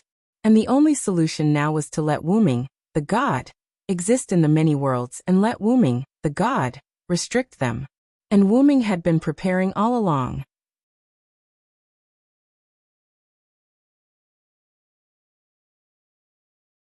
Chapter 1059. Putting that aside for now, Wu-ming needed to pay attention to Meiyu. Although Wu-ming changed the topic, this wasn't something that Wu-ming thought of casually. He also had the same thought. However, Meiyu's answer was out of Wu-ming's expectations. Brother Wu-ming, I'm actually not lonely. Angelica has been accompanying me while you weren't around. Wu-ming was taken aback. His foot that was stepping on the accelerator paused, but he immediately recovered. That's right. There's still Angelica. As Angelica was defeated by Wu-ming and picked up, she stayed in the Shuoyue residence. Julian also agreed to it. Wu-ming even made Angelica a maid. During the time that Wu-ming was away, Mei was taken care of by Angelica. Although Angelica was ice cold, it had to be said that once Angelica carried out orders, she was perfect. As a maid, Angelica would clean the Shuoyue residence 3 times a day and tidy it up neatly. At night, she would also read extracurricular books for Meiyu. During the day, she would prepare 3 meals and bento. Although they weren't top-notch, the taste was still rather delicious. Every time, Elia and the others would exchange meals with Meiyu, so that they could have a taste of Meiyu's delicious bento. In addition to Wu-ming's performance today, perhaps the 4 primary school students had already treated Meiyu as a rich missy with a maid, a big family, and a huge business. In short, Angelica could be considered to be responsible for this family. Meiyu's impression of this former enemy had changed a lot. As for the reason why Wu-ming forgot about Angelica, it was because ever since Wu-ming returned, Angelica basically didn't have a sense of presence. Meiyu's 3 meals and bento were personally prepared by Wu-ming. When Meiyu slept, Wu-ming would either accompany her to sleep or read her stories. During the day, Wu-ming would bring Meiyu out to play when he was free. As for the cleanliness of the Shuoyue residence, in fact, the Shuoyue residence always had an automatic cleaning magic in operation. After all, this was Wu-ming's magic workshop and there was no need for someone to clean it 3 times a day. As for Angelica, because she had nothing to do, she basically sat in her room and stared blankly. She would also wait for Wu-ming and Meiyu to finish their meals before cooking. When Meiyu was at home, she would accompany Meiyu. When Meiyu wasn't at home, Wu-ming would go out. Gradually, Wu-ming and Angelica met less and less. Until now, Wu-ming had really forgotten about her.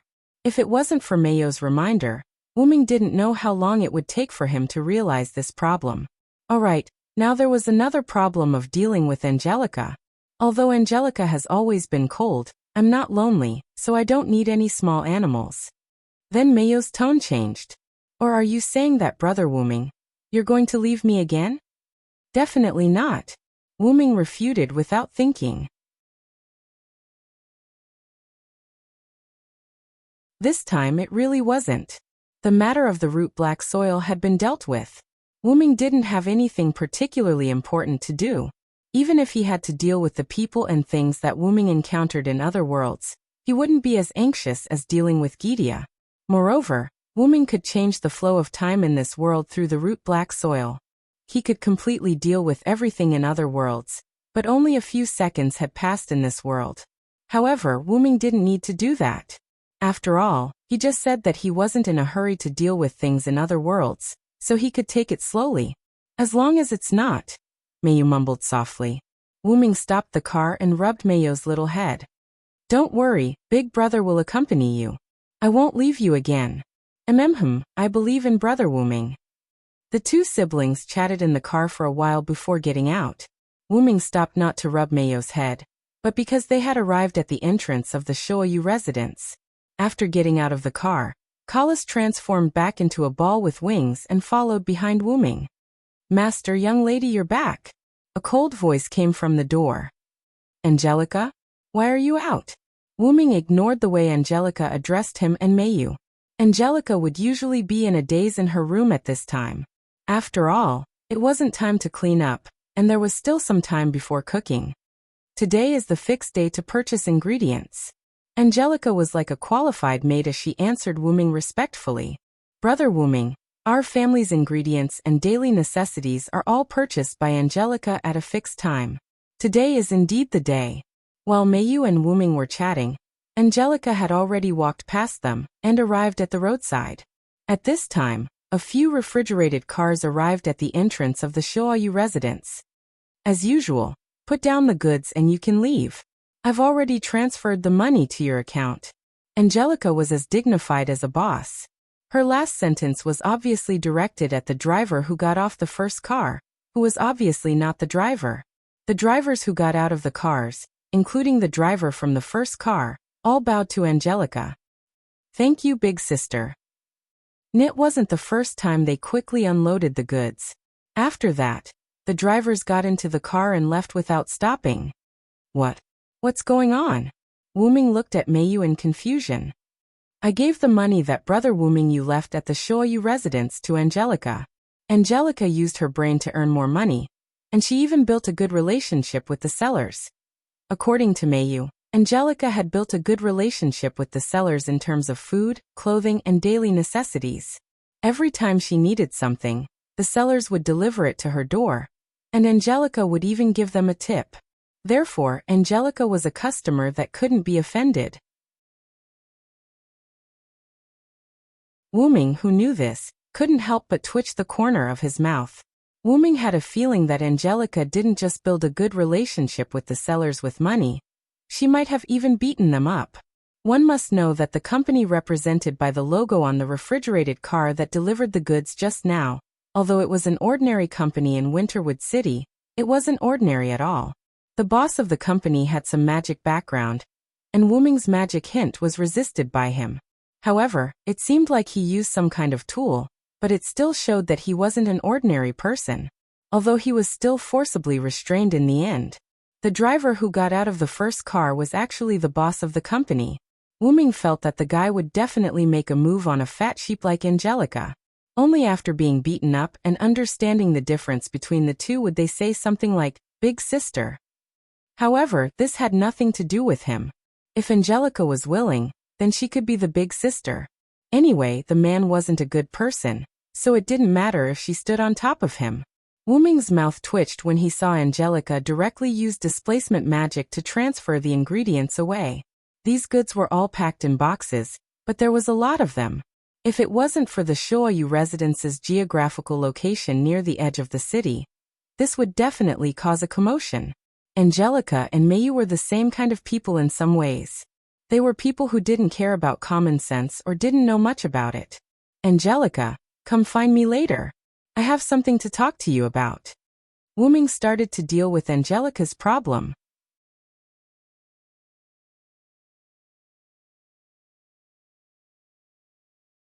Chapter 1060. Under Mayu's curious gaze, Wuming and Angelica entered a certain room, and came out after about half an hour. However, they weren't doing anything indescribable. Wuming simply wanted to have a chat with Angelica about whether she should continue staying here. Firstly, Julian had a lot of things to do back then. Angelica was staying in the Shoyu residence, so it was easier for Julian to have one less person. Secondly, Angelica thought that she had been abandoned and was picked up by Wuming, who didn't kill her. Thereafter, she acknowledged Wuming as her master. Thirdly, even though Wuming didn't realize this problem due to Mayu's excessive independence, Angelica had indeed taken on the role of Wuming's nanny when Mayu wasn't around. These were the three reasons why Wuming wanted Angelica to stay. But now that Wuming was back and Julian was almost done with his preparations, Angelica could return. Wu Ming knew that Julian still had feelings for his elder sister. Wu Ming wouldn't forcefully separate the siblings. Perhaps after Angelica returned, Julian could instill feelings and memories into her, allowing the emotionless Angelica to truly revive as Julian's elder sister. Although reviving the dead was a taboo in any world, and it wasn't a true revival, Wu Ming didn't mind. However, it was still up to Julian and Angelica to decide on their own. Even though Angelica lacked emotions, she wasn't a complete puppet. In the end, Angelica made a decision. I want to go back and take a look. Wu Ming and Meiyu bid farewell to Angelica, who returned to Meiyu's world. Meiyu, go do your homework. I'll prepare dinner for you. Okay. Meiyu nodded lightly and walked into her room. Wu Ming also walked to the kitchen and began his simple but realistic dinner life. Then Wu Ming saw Maeve, who was wrapped in a towel, walking out of the bathroom. Maeve. Wu Ming hurriedly lowered his voice, afraid that Meiyu would hear him. Wu Ming didn't want to see the scene of Meiyu pointing at Mai Fu with a face full of resentment and asking Wu Ming who this woman is. But my dear, you didn't let me go, Maeve smiled charmingly. Since she didn't let her go, Maeve volunteered to stay. As for why Angelica didn't stop Maeve, it was because Angelica knew about the relationship between Wu Ming and Maeve. Angelica even knew about the existence of Artoria, Joan of Arc, Skaha, and Tiamat. It couldn't be helped. Because of ignoring Angelica, Wu Ming basically didn't hide anything from Angelica. And because of her lack of emotions, Angelica didn't deliberately avoid Wu Ming, because her thoughts were different from ordinary people. Therefore, Angelica could be said to be the person who understood Wu Ming the most right now. My queen, please don't play with me. Wu Ming hurriedly opened the portal and signaled Maeve to leave quickly. Give me double tonight and I'll leave. Maeve said arrogantly. Okay. I'll promise you anything. Wu Ming pushed Maeve into the portal. Then Wu Ming let out a long sigh. It seems that the first thing that needs to be dealt with is the issue of Meiyu and Maeve meeting. After all, it's not a solution to keep hiding it. Brother Wu Ming, did I just hear a woman's voice? Meiyu suddenly walked out from the corner. It's nothing. I was just talking to Kalas, who is practicing voice changing on what ingredients to use tonight. In an instant, Kalas, who was beside Wu Ming, became the scapegoat. Yes. What else could Kalas say? She could only help Wu Ming cover it up. Just do as usual. Meiyu said softly and didn't want to disturb Wu Ming anymore and returned to her room. Wu Ming let out a sigh of relief. Fortunately, Shoyu's house was big enough. Otherwise, it would be really troublesome. However, what Wu Ming didn't know was what kind of disaster he was going to face tonight. It was the next morning in the timeline. In the mansion that Wu Ming bought for Artoria, Jean, and Maeve, Wu Ming walked out of Maeve's room with a pained expression and met the adult version of Artoria. Because of the restraints, Artoria has all the memories of the Middle East singularity, so sometimes Artoria can't help but transform into her adult form. That's why Wu Ming said that Artoria and Jean's breasts were sometimes different. However, Artoria's transformation from time to time brought double the joy to Wu Ming. Are you okay? Artoria's face was serious, but her tone was full of concern. I'm okay. However, Wu Ming's slightly pale face betrayed Wu Ming. You can't spoil Maeve all the time. Artoria began to educate Wu Ming. Although Artoria and Jean also had sex with Wu Ming, they were not the kind of people who would get addicted to it. They would only do it with Wu Ming when they were deeply in love, but they were usually like an old married couple. However, Maeve was different. Maeve was born with a perfect body like that of a goddess. It could be said that she was born with the ability to seduce men.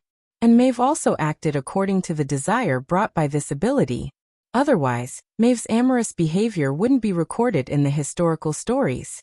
In addition, the Maeve that Wu Ming knew had always been pure. After having sex with Wu Ming, it was as if the desire that had been suppressed for a lifetime had been released. That was why she kept pestering Wu Ming. This time, it was quite impressive. Artoria didn't think that doing such things was evil, but there were limits. Just like last night, Maeve's screams were so loud that she and Jean couldn't sleep well. Fortunately, when they were brought to Wu Ming's side by the restraining force, their bodies were still at the level of heroic spirits. Otherwise, the dark circles under their eyes would be hanging on their faces. I know. I'll be careful in the future. It was impossible for Wuming not to be careful. If they did it every day, even Wuming wouldn't be able to take it. It was just like when the dust of a dead world entered the root. If the root's power couldn't supply it, the root would be burdened and forced to supply it. Over time, problems would arise. Knowing this, Wuming wouldn't let Maeve do as she pleased anymore. However, indulging like this from time to time was indeed very satisfying. Isn't Jean with you? Wuming asked Artoria about Jean. She went to buy some supplements for you, Artoria replied calmly. Although Wuming didn't need them, as expected, compared to Artoria and Maeve, Jean was more suitable to be a wife. After all, she was a village girl. By the way, when do you plan to bring Guinevere over? Artoria's question surprised Wuming. Then Wuming coughed and straightened his face. I still have to send Mayu to school. Let's call it a day. I don't need any supplements. After that, Wuming ran away as if he was escaping. Artoria shook her head helplessly.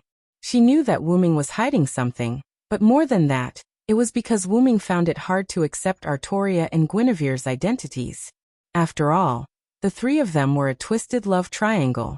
Although it was pretentious, Artoria believed that Wuming would arrange everything in the end. Now he just needed some time.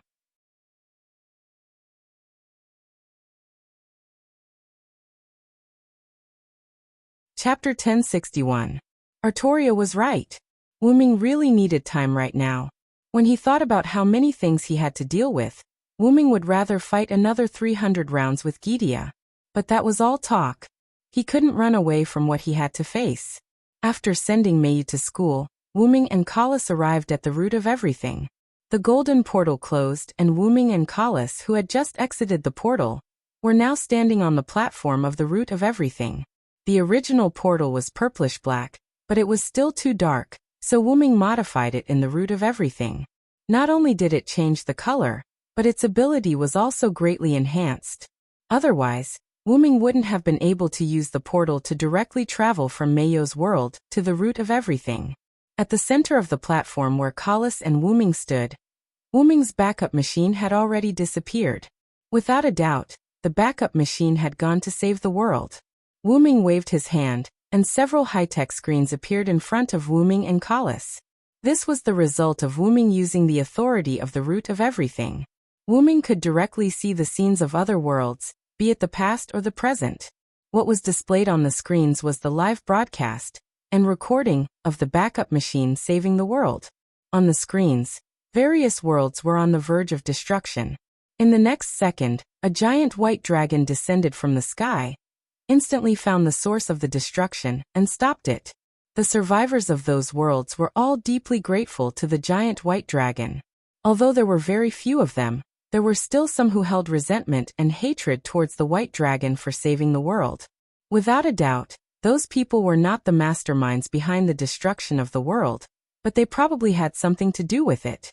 After that, the white dragon automatically retrieved information about that world, understood the cause, and used the root of everything to destroy those who were truly responsible for the destruction of the world and refused to change their ways.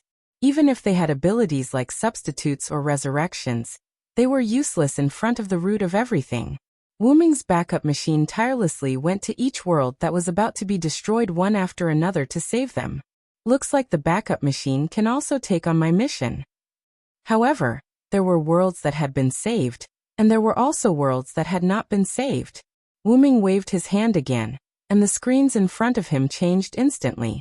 The next thing that appeared on the screen was no longer a white dragon. Not only that, but the worlds on the screen were also on the verge of collapsing. A few seconds later, they completely shattered. Be it people or objects, they were all annihilated. As for the world itself, it would turn into an invisible speck of dust that wandered between worlds, eventually being sucked into the origin, and becoming a speck of origin black soil. That's not a good idea. Wuming frowned. It was clear that while the origin dragon could quickly save worlds, there were many worlds that could not wait for that world to arrive. After all, there was no telling how many times the origin had reincarnated, how big the world was, or how many worlds there were. coupled with the fact that the world was being destroyed faster and faster, Wu Ming's backup machine alone would not be able to save them in time. In order for Wu Ming's plan to become God to proceed, he had to ensure that the world would not be destroyed again. Otherwise, they would be like a pool of water that was being filled with water at the same time. Wu Ming raised his hand and began to connect with the origin. An invisible thread connected to Wu Ming's body. Wu Ming wanted to temporarily stop the origin's abilities to create worlds, recycle dust, and produce origin power. Wu Ming wanted the origin to control the time of all worlds. Controlling a few dozen, or even a few hundred worlds could be done easily by borrowing the origin's power. However, if he wanted to control the time of all worlds that were about to be destroyed, the origin would need to stop everything else and fully focus on this aspect. By temporarily stopping or slowing down the flow of time of the worlds that were about to be destroyed, there would be enough time to save those worlds. However, there was no telling when Wu Ming's backup machine alone would be able to save all the worlds that were about to be destroyed. As for having Wu Ming save all the worlds that were about to be destroyed while their time was being controlled, that was even more impossible. After all, Wu Ming still had to accompany Meiyu, and there were a lot of things that he needed to take care of. So how could he save so many worlds that were about to be destroyed at once? And so Wu Ming made a decision. I need to find someone to help. As for who to find, it was naturally the people that Wu Ming was familiar with in the worlds that he had experienced. However, they all had their own lives, and not many of them would be able to fully devote themselves to saving a world. And so Wu Ming made another decision. He wanted to create a system. That's right, a system that gave the host a mission. He did as he said. And so, Wu Ming used the power of the prime origin to create the system. Because it was a drop in the ocean compared to the time needed to control all the worlds, creating this system did not burden the prime origin much. Similarly, it did not take much time and was quickly completed. Wu Ming held a ball of light that was emitting a faint white light in one hand with a satisfied look on his face.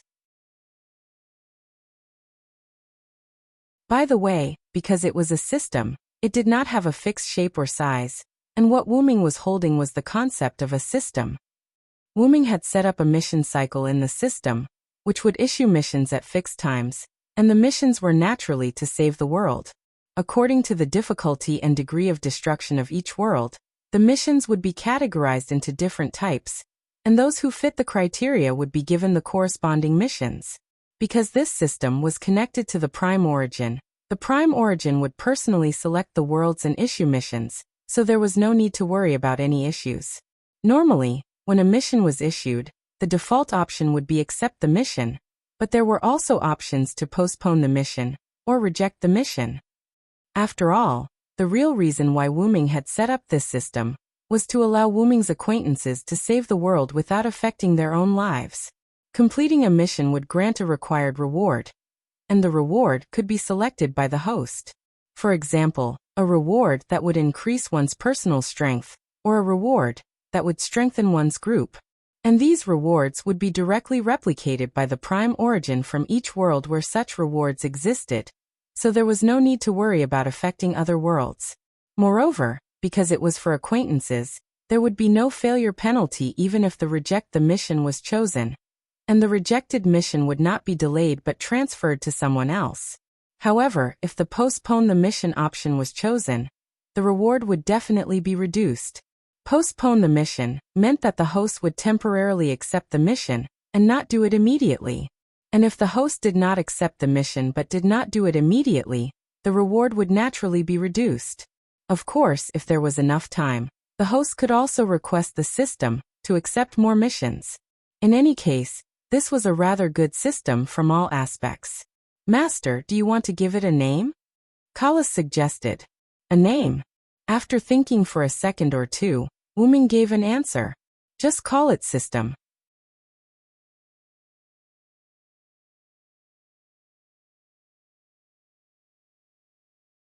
Chapter 1062. Kalas didn't say anything about this. After all, she already knew that her master was terrible at naming things. She was just looking forward to it. Now let the great origin send this system to a designated existence. Then with that existence as the unit, it can be spread to the surroundings.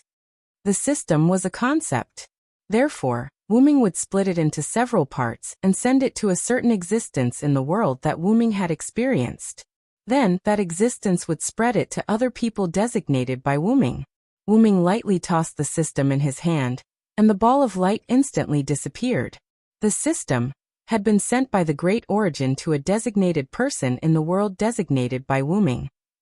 In Mayo's world, Artoria, Jean, and Maeve all received the system. Immediately, the three of them gathered together. My dear needs me. Of course, I'll help him. Maeve smiled sweetly. She didn't want to be treated like a vase by Wu-Ming. Fortunately, Wu-Ming didn't do that. He still chose to let her help. This isn't just helping Wu-Ming. It's also saving other worlds. Artoria was King Arthur after all. She had a strong sense of justice. I'll help as much as I can. Although Jean didn't have much confidence, when it came to saving other worlds, she would definitely not hesitate, just like Artoria. After all, this was indeed helping Wu-Ming. Although Enkidu also received the system, her main task was to look after Tiamat. As for Mayu, Ilya, and the others, although they weren't weak, Wu-Ming didn't give them the system. Elementary school students should just obediently go to school. Great Underground Tomb of Nazalik. In the office, the guardian supervisor Yair Bade sat on the high-class sofa that belonged to Wu-Ming's office. He had a serious expression as he went through documents. That is, if you ignore the fact that Yair Bade's but was constantly moving against the sofa. If Demiugos were here, he would definitely ask Yair Bade what he was doing. Then, Yair Bade would reply with an infatuated look on his face that he was trying to taint Wu-Ming's aura. Right at this moment, Yair Bade froze as if he had just received something. Knock knock. There was a knock on the door, and Demiugos walked in. Seeing the stunned Yair Bade, Demiugos was puzzled. Demiugos walked to the desk and put down the document in his hand. What's wrong, Yair Bade? Yair Bade, who had regained his senses after hearing Demiugos' words, had a serious expression on his face. Sir Wu-Ming sent a message. When it came to Wu-Ming, Demiugos became serious. Demiugos, Lord Wu-Ming is going to become a god in another world. I see. So that's why Lord Wu-Ming left this world. Then, we will naturally get what Lord Wu-Ming wants. Both Yair Bade and Demiugos had a joyful expression. As expected of the Supreme Honorable, even his goal was so great. The two began to imagine. According to the Supreme Honorable's decree, we need to implant the system that Lord Wu-Ming passed to me and to everyone in the Great Underground Tomb of Nazalik to help Lord Wu-Ming save the worlds that are about to be destroyed. After all, if those worlds are destroyed, Lord Wu-Ming's goal will not be achieved. Hearing this, Demiugos pushed up his glasses. Indeed, and we can even win people's hearts through rescue. As expected of Lord Wu-Ming, neither of them cared about why other worlds were involved. After all, they had come to another world in the Great Underground Tomb of Nazalik. There was nothing wrong with Wu-Ming going to another world. Then, Yair Bade stretched out her hand, and a ball of light appeared in her hand. You can implant this system through contact. Lord Wu-Ming has already put the specific method of use in the system. Arrange it as soon as possible. As she spoke, Yair Bade touched Demiugos with the ball of light. In the next second, Demiugos had a thought, and the same ball of light appeared in his hand. So that's how it is. As expected of Lord Wu-Ming, to be able to create such a powerful tool. Then Demiugos bowed slightly. Then I'll take my leave. I'll get everyone in the Great Underground Tomb of Nazalik to implant it as soon as possible. Demiugos left the room, leaving Yair Bade alone in the room with a look of excitement. Lord Wu-Ming, I will definitely make you a god in another world. The same thing happened in another world. In the world of the god-slayers Athena, Lancelot, and Guinevere, who were living on a small island in the Pacific Ocean, received the system at the same time. My lord, Lancelot, who was dressed like an older sister, looked very excited. It's Lord Villo. Guinevere, who looked like a young girl, was even more excited. Interesting. Athena, on the other hand, seemed to be very interested in this system. My lord needs us. Lancelot immediately dressed up, as if he was about to go save the world. Wait, uncle, don't be in such a hurry. Guinevere quickly said. Lancelot was confused. With just the three of us, I'm afraid we can't help much. This system has a spreading function, and there's also a list of people who can be trusted. Why don't we leave one person to spread the word? Athena instantly understood Guinevere's meaning. That's right, I think so too. This way, we can help Lord Villo more efficiently. If that's the case, let my beloved daughter stay. With my lord's deterrence, even without me, no one would dare to attack you, Lancelot suggested. That's right. Even if you become his subordinate god, you won't have much combat power. At most, you can protect yourself. If that's the case, you should stay. Then Lancelot and Athena instantly disappeared. They accepted the system's mission and went to save the other worlds. Guinevere, who was left alone, was in a state of sorrow. Why did this happen? I wanted to see if I could see Lord Villo. In the game world, in the human kingdom of Elgia, the residence of the queen, Rick, who had installed a mechanical arm on the broken arm, hurriedly ran in from outside. Rick had matured a lot, but he was not as haggard as before. Chloe, I have news of Lord Villo. Rick's sister Chloe, who was not dressed very elegantly, walked out in surprise. Compared to the cheerful and lively Chloe before, Chloe was now more dignified. However, Chloe did not change when it came to her brother. The god who disguised himself as a human to help you? Didn't you say he went to the other worlds? After Wu Ming left, Rick did not hide it and told his sister about Wu Ming's identity, who was the current queen of the human kingdom.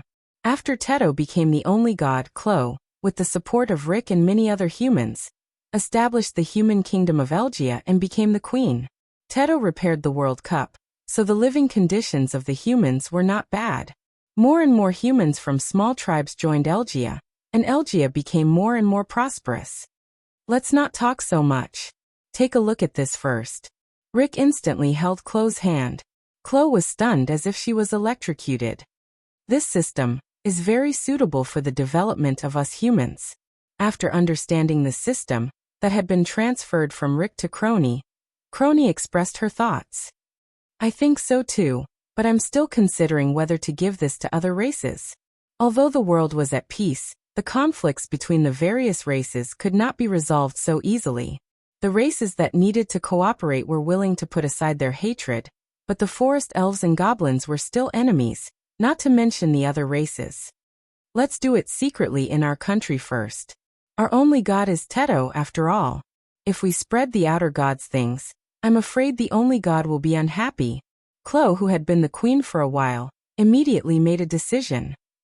Of course, the system has stated that we can spread it directly to the Jikai race. I'll leave this task to you, Rick. Remember to explain it to Zio properly. I know, I'll contact the Jikai race. Rick looked helpless. Then Chloe showed a pained expression.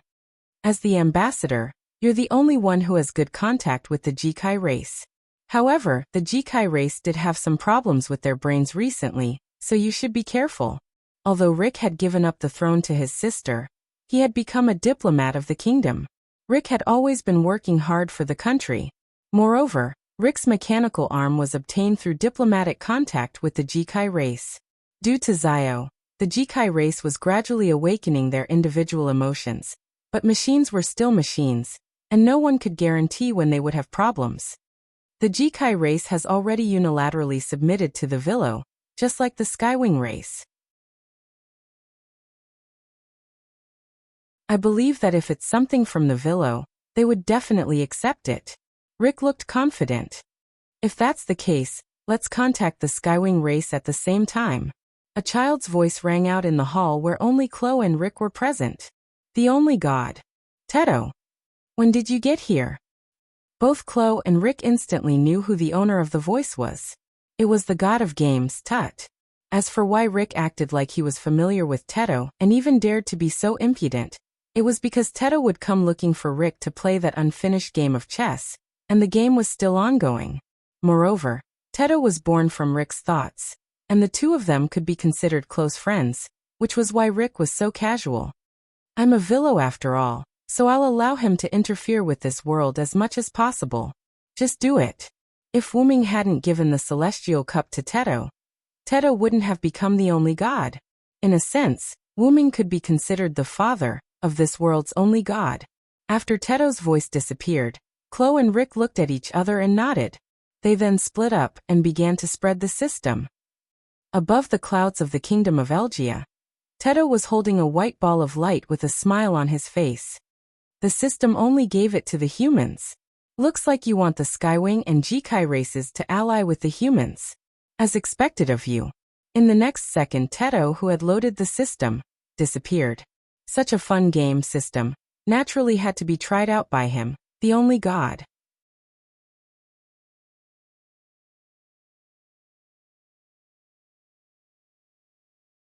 Chapter 1063. Let's go back, Matthew. Godatsu looked particularly worried. It's okay, senpai. My body was originally used for experiments. I'm already very satisfied to be able to live until now, meet senpai, and experience so much. Before Matthew finished speaking, he fell into a coma. Matthew. Godatsu didn't know where she got the strength from, but she directly carried Matthew and ran back to Chaldea. The next second after Godatsu and Matthew's figures disappeared, a golden ripple appeared, and Wuming walked out of the portal. Looking at the two people in the distance, Wuming was quite glad.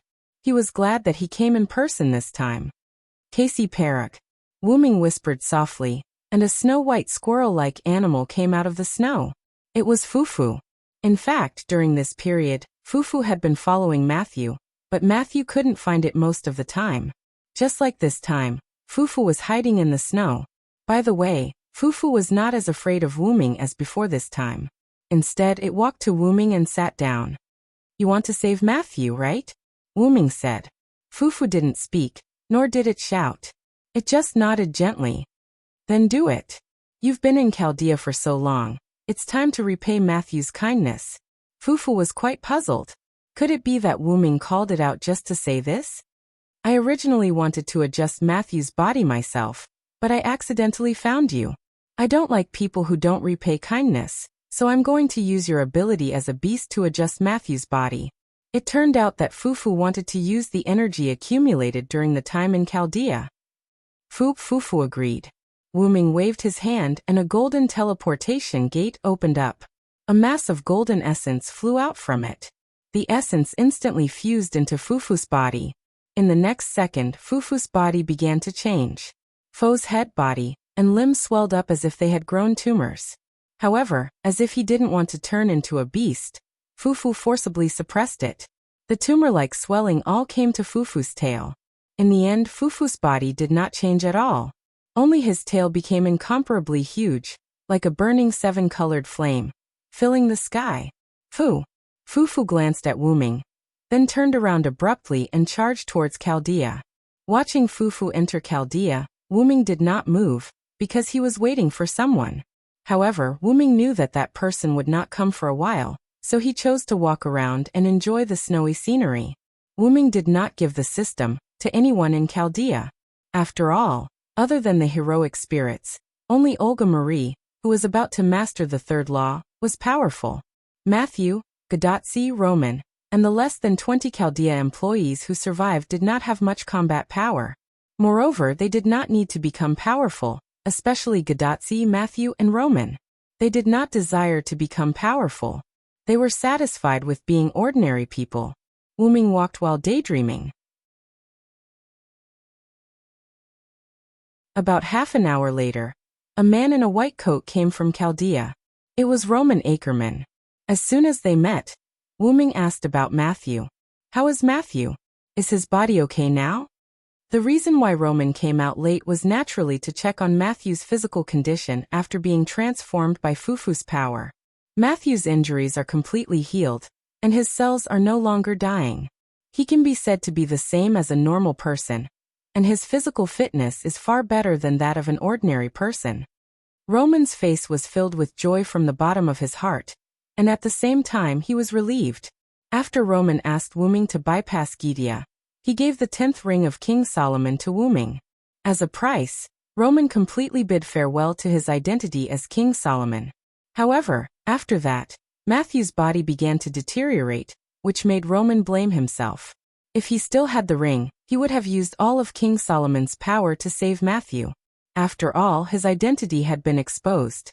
The remaining less than 20 people in Chaldea knew Roman's true identity, so Roman did not need to hide it. However, Roman gave the 10th ring to Wuming. But now, the 4th beast, who had been hiding in Chaldea, had transformed Matthew's body at the cost of sacrificing his intelligence. Matthew would no longer be affected by the aftereffects of human experimentation. Moreover, they had defeated the 4th beast in disguise. This was a good thing for all mankind. It seems that you really like being a human, Solomon, Wuming said, turning to look at the snow. Just call me Roman. Indeed, I like being an ordinary person. If it weren't for the sake of humanity, I wouldn't have become a doctor and entered Chaldea. Roman and Wuming stood side by side, looking into the distance. Congratulations, your wish has been completely fulfilled, Wuming said half-jokingly. After all, Roman had completely lost the ability of King Solomon, and he was already an ordinary person. If it's possible, I really want to quit my job in Chaldea and be a real ordinary person. I want to enjoy my life, work my life, be happy my life, and worry my life. But he could not. Chaldea was now waiting to be done. Even if it was purely for Matthew, Roman had to stay. In order to prevent human experimentation like Matthew from appearing in Chaldea again, Roman had to stay and supervise Chaldea. I'm going to let Gideon work for me, Wuming stated his intention. Work. Roman was stunned. It has destroyed many worlds. After those worlds have been reconstructed by me, I'm going to let it protect those worlds. I see. Even Roman found it slightly difficult to accept the topic of destroying and reconstructing worlds. Also, I'm going to let Gideon inherit your power and save those worlds that are about to perish for me first. Wuming was going to let Gideon implant the system to save the world. However, the system given to Gideon was dedicated to monitoring Gideon.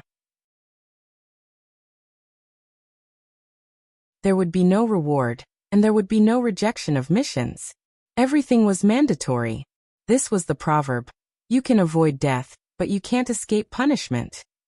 Although Gideon was spared, punishment was inevitable. Let it go.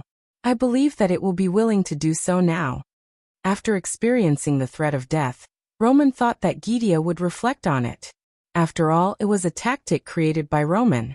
Roman did not think that Gideon would be pulled down. That's it then. I'll go first. After all, Wuming still had a lot of things to do. Don't you want to see the director? Roman suddenly said. Wuming stopped, turned around and glanced at Roman. She has Parmelia with her. I don't need to. I'll come and see her when she has fully mastered the third method. Opening the golden ripple, Wuming did not stop and walked straight in. After the portal closed, Roman raised his arm. He had a communication device like Gadotzi's on his arm. Director, he's gone.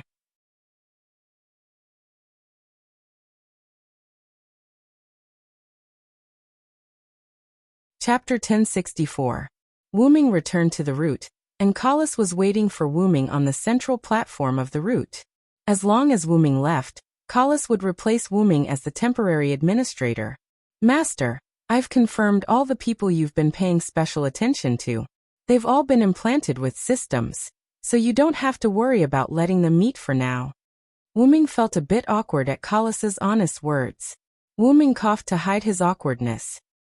Ahem, let's begin the next part of the plan. The next part of the plan was Wuming's plan to become a god. He had to restrict the highly developed worlds and control them as a god, so that they wouldn't self-destruct because they wanted to explore higher levels of development. My contract, my dependence. I am the place where the tributaries converge. Bind with me, heed my call, obey my command, appear. As Wuming chanted the words of the spirit, nothing happened. Or rather, nothing happened to the root. Meanwhile, in each of the highly developed worlds, a silhouette appeared. It was a silent silhouette. Now Wuming's essence and abilities had transcended from before, reaching an unprecedented and indescribable height.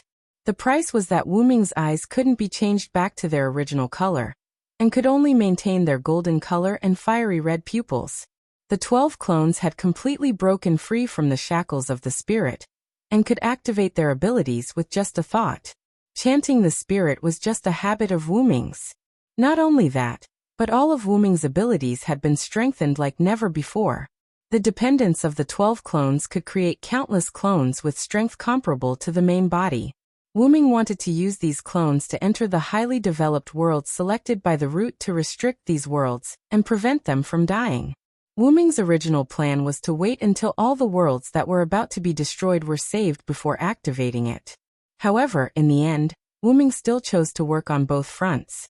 Restricting highly developed worlds from heading towards destruction, saving worlds that were about to be destroyed from destruction, stopping all functions of the root, and focusing all efforts on controlling time in all worlds. That way, the world would no longer be destroyed, and the world dust would not enter the root and become the root's black soil. Wu Ming's series of actions would no longer lead to the destruction of worlds. As long as he restricted the highly developed worlds and saved the worlds that were about to be destroyed, everything would return to the right track.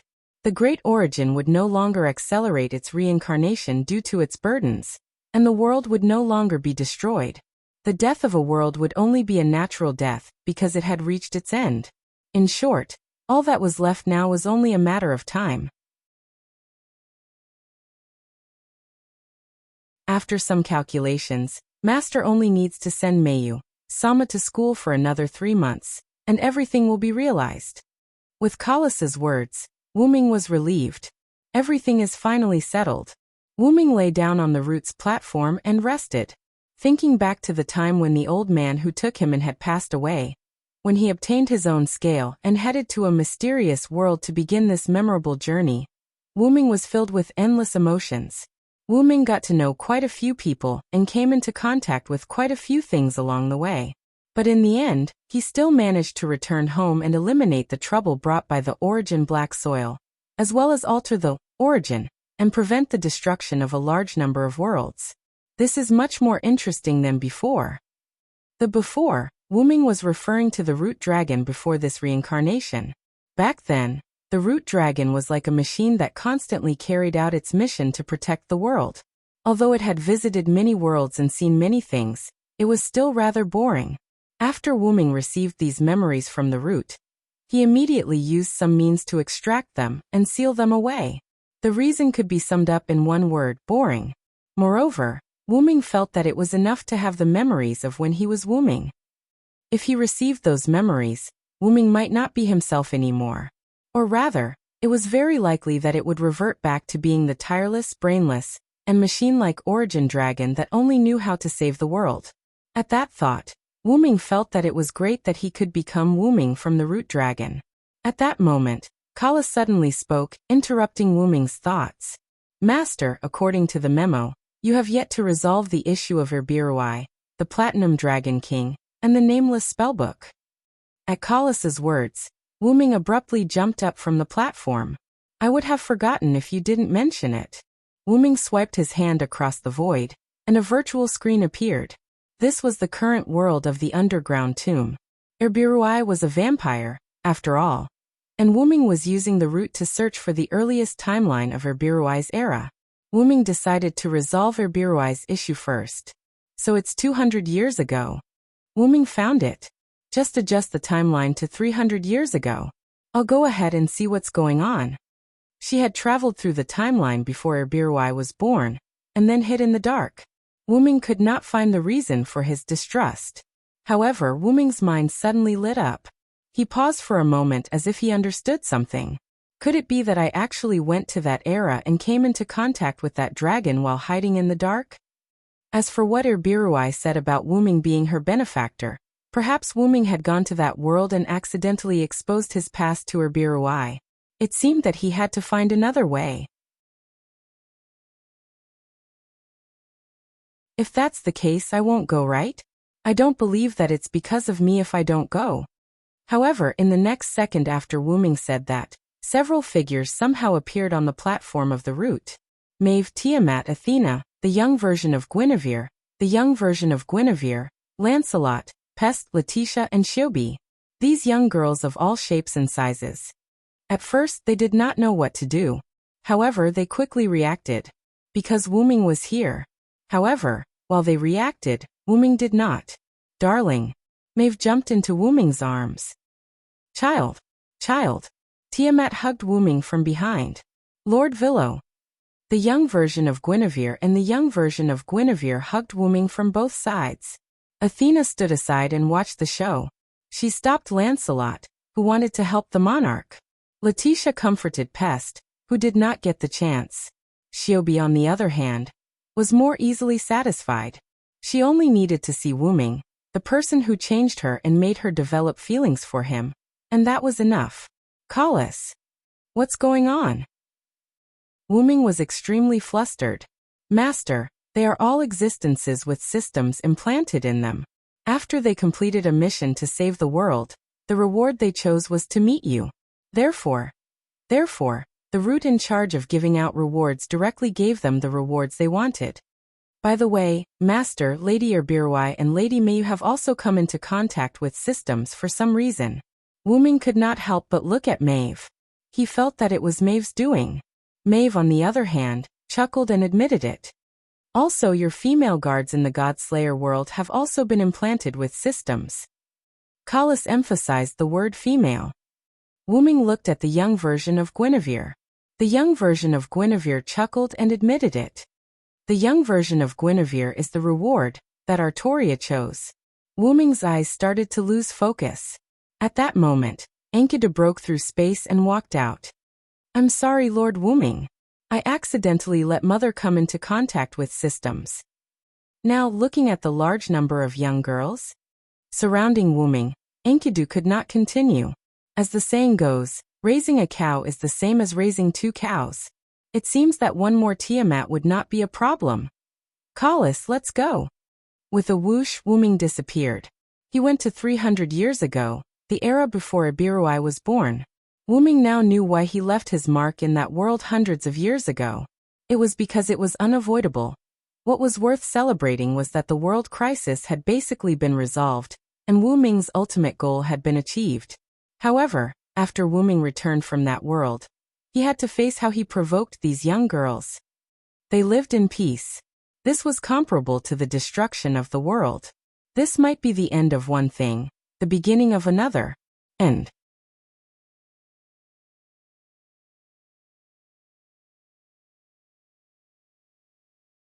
Chapter 1065. In the Hakata world, because of Wuming's achievement in defeating absolute evil, No Name was given the title of regional ruler by White Yiksha. Coupled with the recapture of the flag, the community was able to develop rapidly, but No Name still didn't have a name. Because it was taken away by the Demon King, if they wanted to get back the title, they had to obtain the contract to obtain the name of No Name. But this was extremely difficult. If it wasn't for someone intentionally releasing Az Dakaha, who knew when they would be able to find the flag of No Name. And there were also the members of No Name that were taken away by the Demon King. They had to all be found, which wasn't an easy task. But if it was according to 16 Knights' words, that would be. This is interesting, isn't it? In the No Name conference room, Ren, who had just finished analyzing the current flaws of No Name, looked at the excited 16 Knights who stood up and sighed helplessly, but didn't say anything. What's interesting about it? 16 Knights. Sans brain is always wired differently from others. Black Rabbit couldn't help but complain. But Jiu Yuao stood on 16 Knights' side. 16 Knights is right. This is more challenging for this lady. Haruai Hiroyuki, who was holding the 3-furred cat, also nodded. Interesting. What's interesting about it? Miss Hiroyuki and Miss Hiroyuki are obviously just playing around. Black Rabbit was so angry that his ears jumped. Don't say that, Black Rabbit. 16 Knights smiled wantonly and looked at Black Rabbit. Villo, that guy defeated absolute evil in the final trial by himself. How can this uncle be left behind? We're not delicate flowers that need to hide behind him. If this kind of thing is always left to the Villo, wouldn't we lose face? Jiu Yuao added. So we have to finish what even the Villo couldn't. Haruai Hiroyuki's eyes became determined. Letitia, who was sitting on the side, couldn't help but smile. She could see that these 3 problem children did want to be in the limelight, but more importantly, They also wanted to take on the responsibility of the community, and didn't want to let Wu Ming bear everything alone. However, they were still not strong enough. After all, the reason why Wu Ming didn't seek help from No Name when AZ Dakaha was released was because they were too weak. When Wu Ming had faced AZ Dakaha, who had the origin black soil, he didn't even dare to say that he had a 100% chance of winning. So how could he involve others? Otherwise, Wu Ming wouldn't have used himself as bait to entangle AZ Dakaha and prevent him from wreaking havoc. Otherwise, with AZ Dakaha's strength at that time, the lower levels of the box court would have been wiped out, and it would be hard to say if all the members of No Name would have survived. Then you'll have to hurry up and become stronger. Letitia smiled.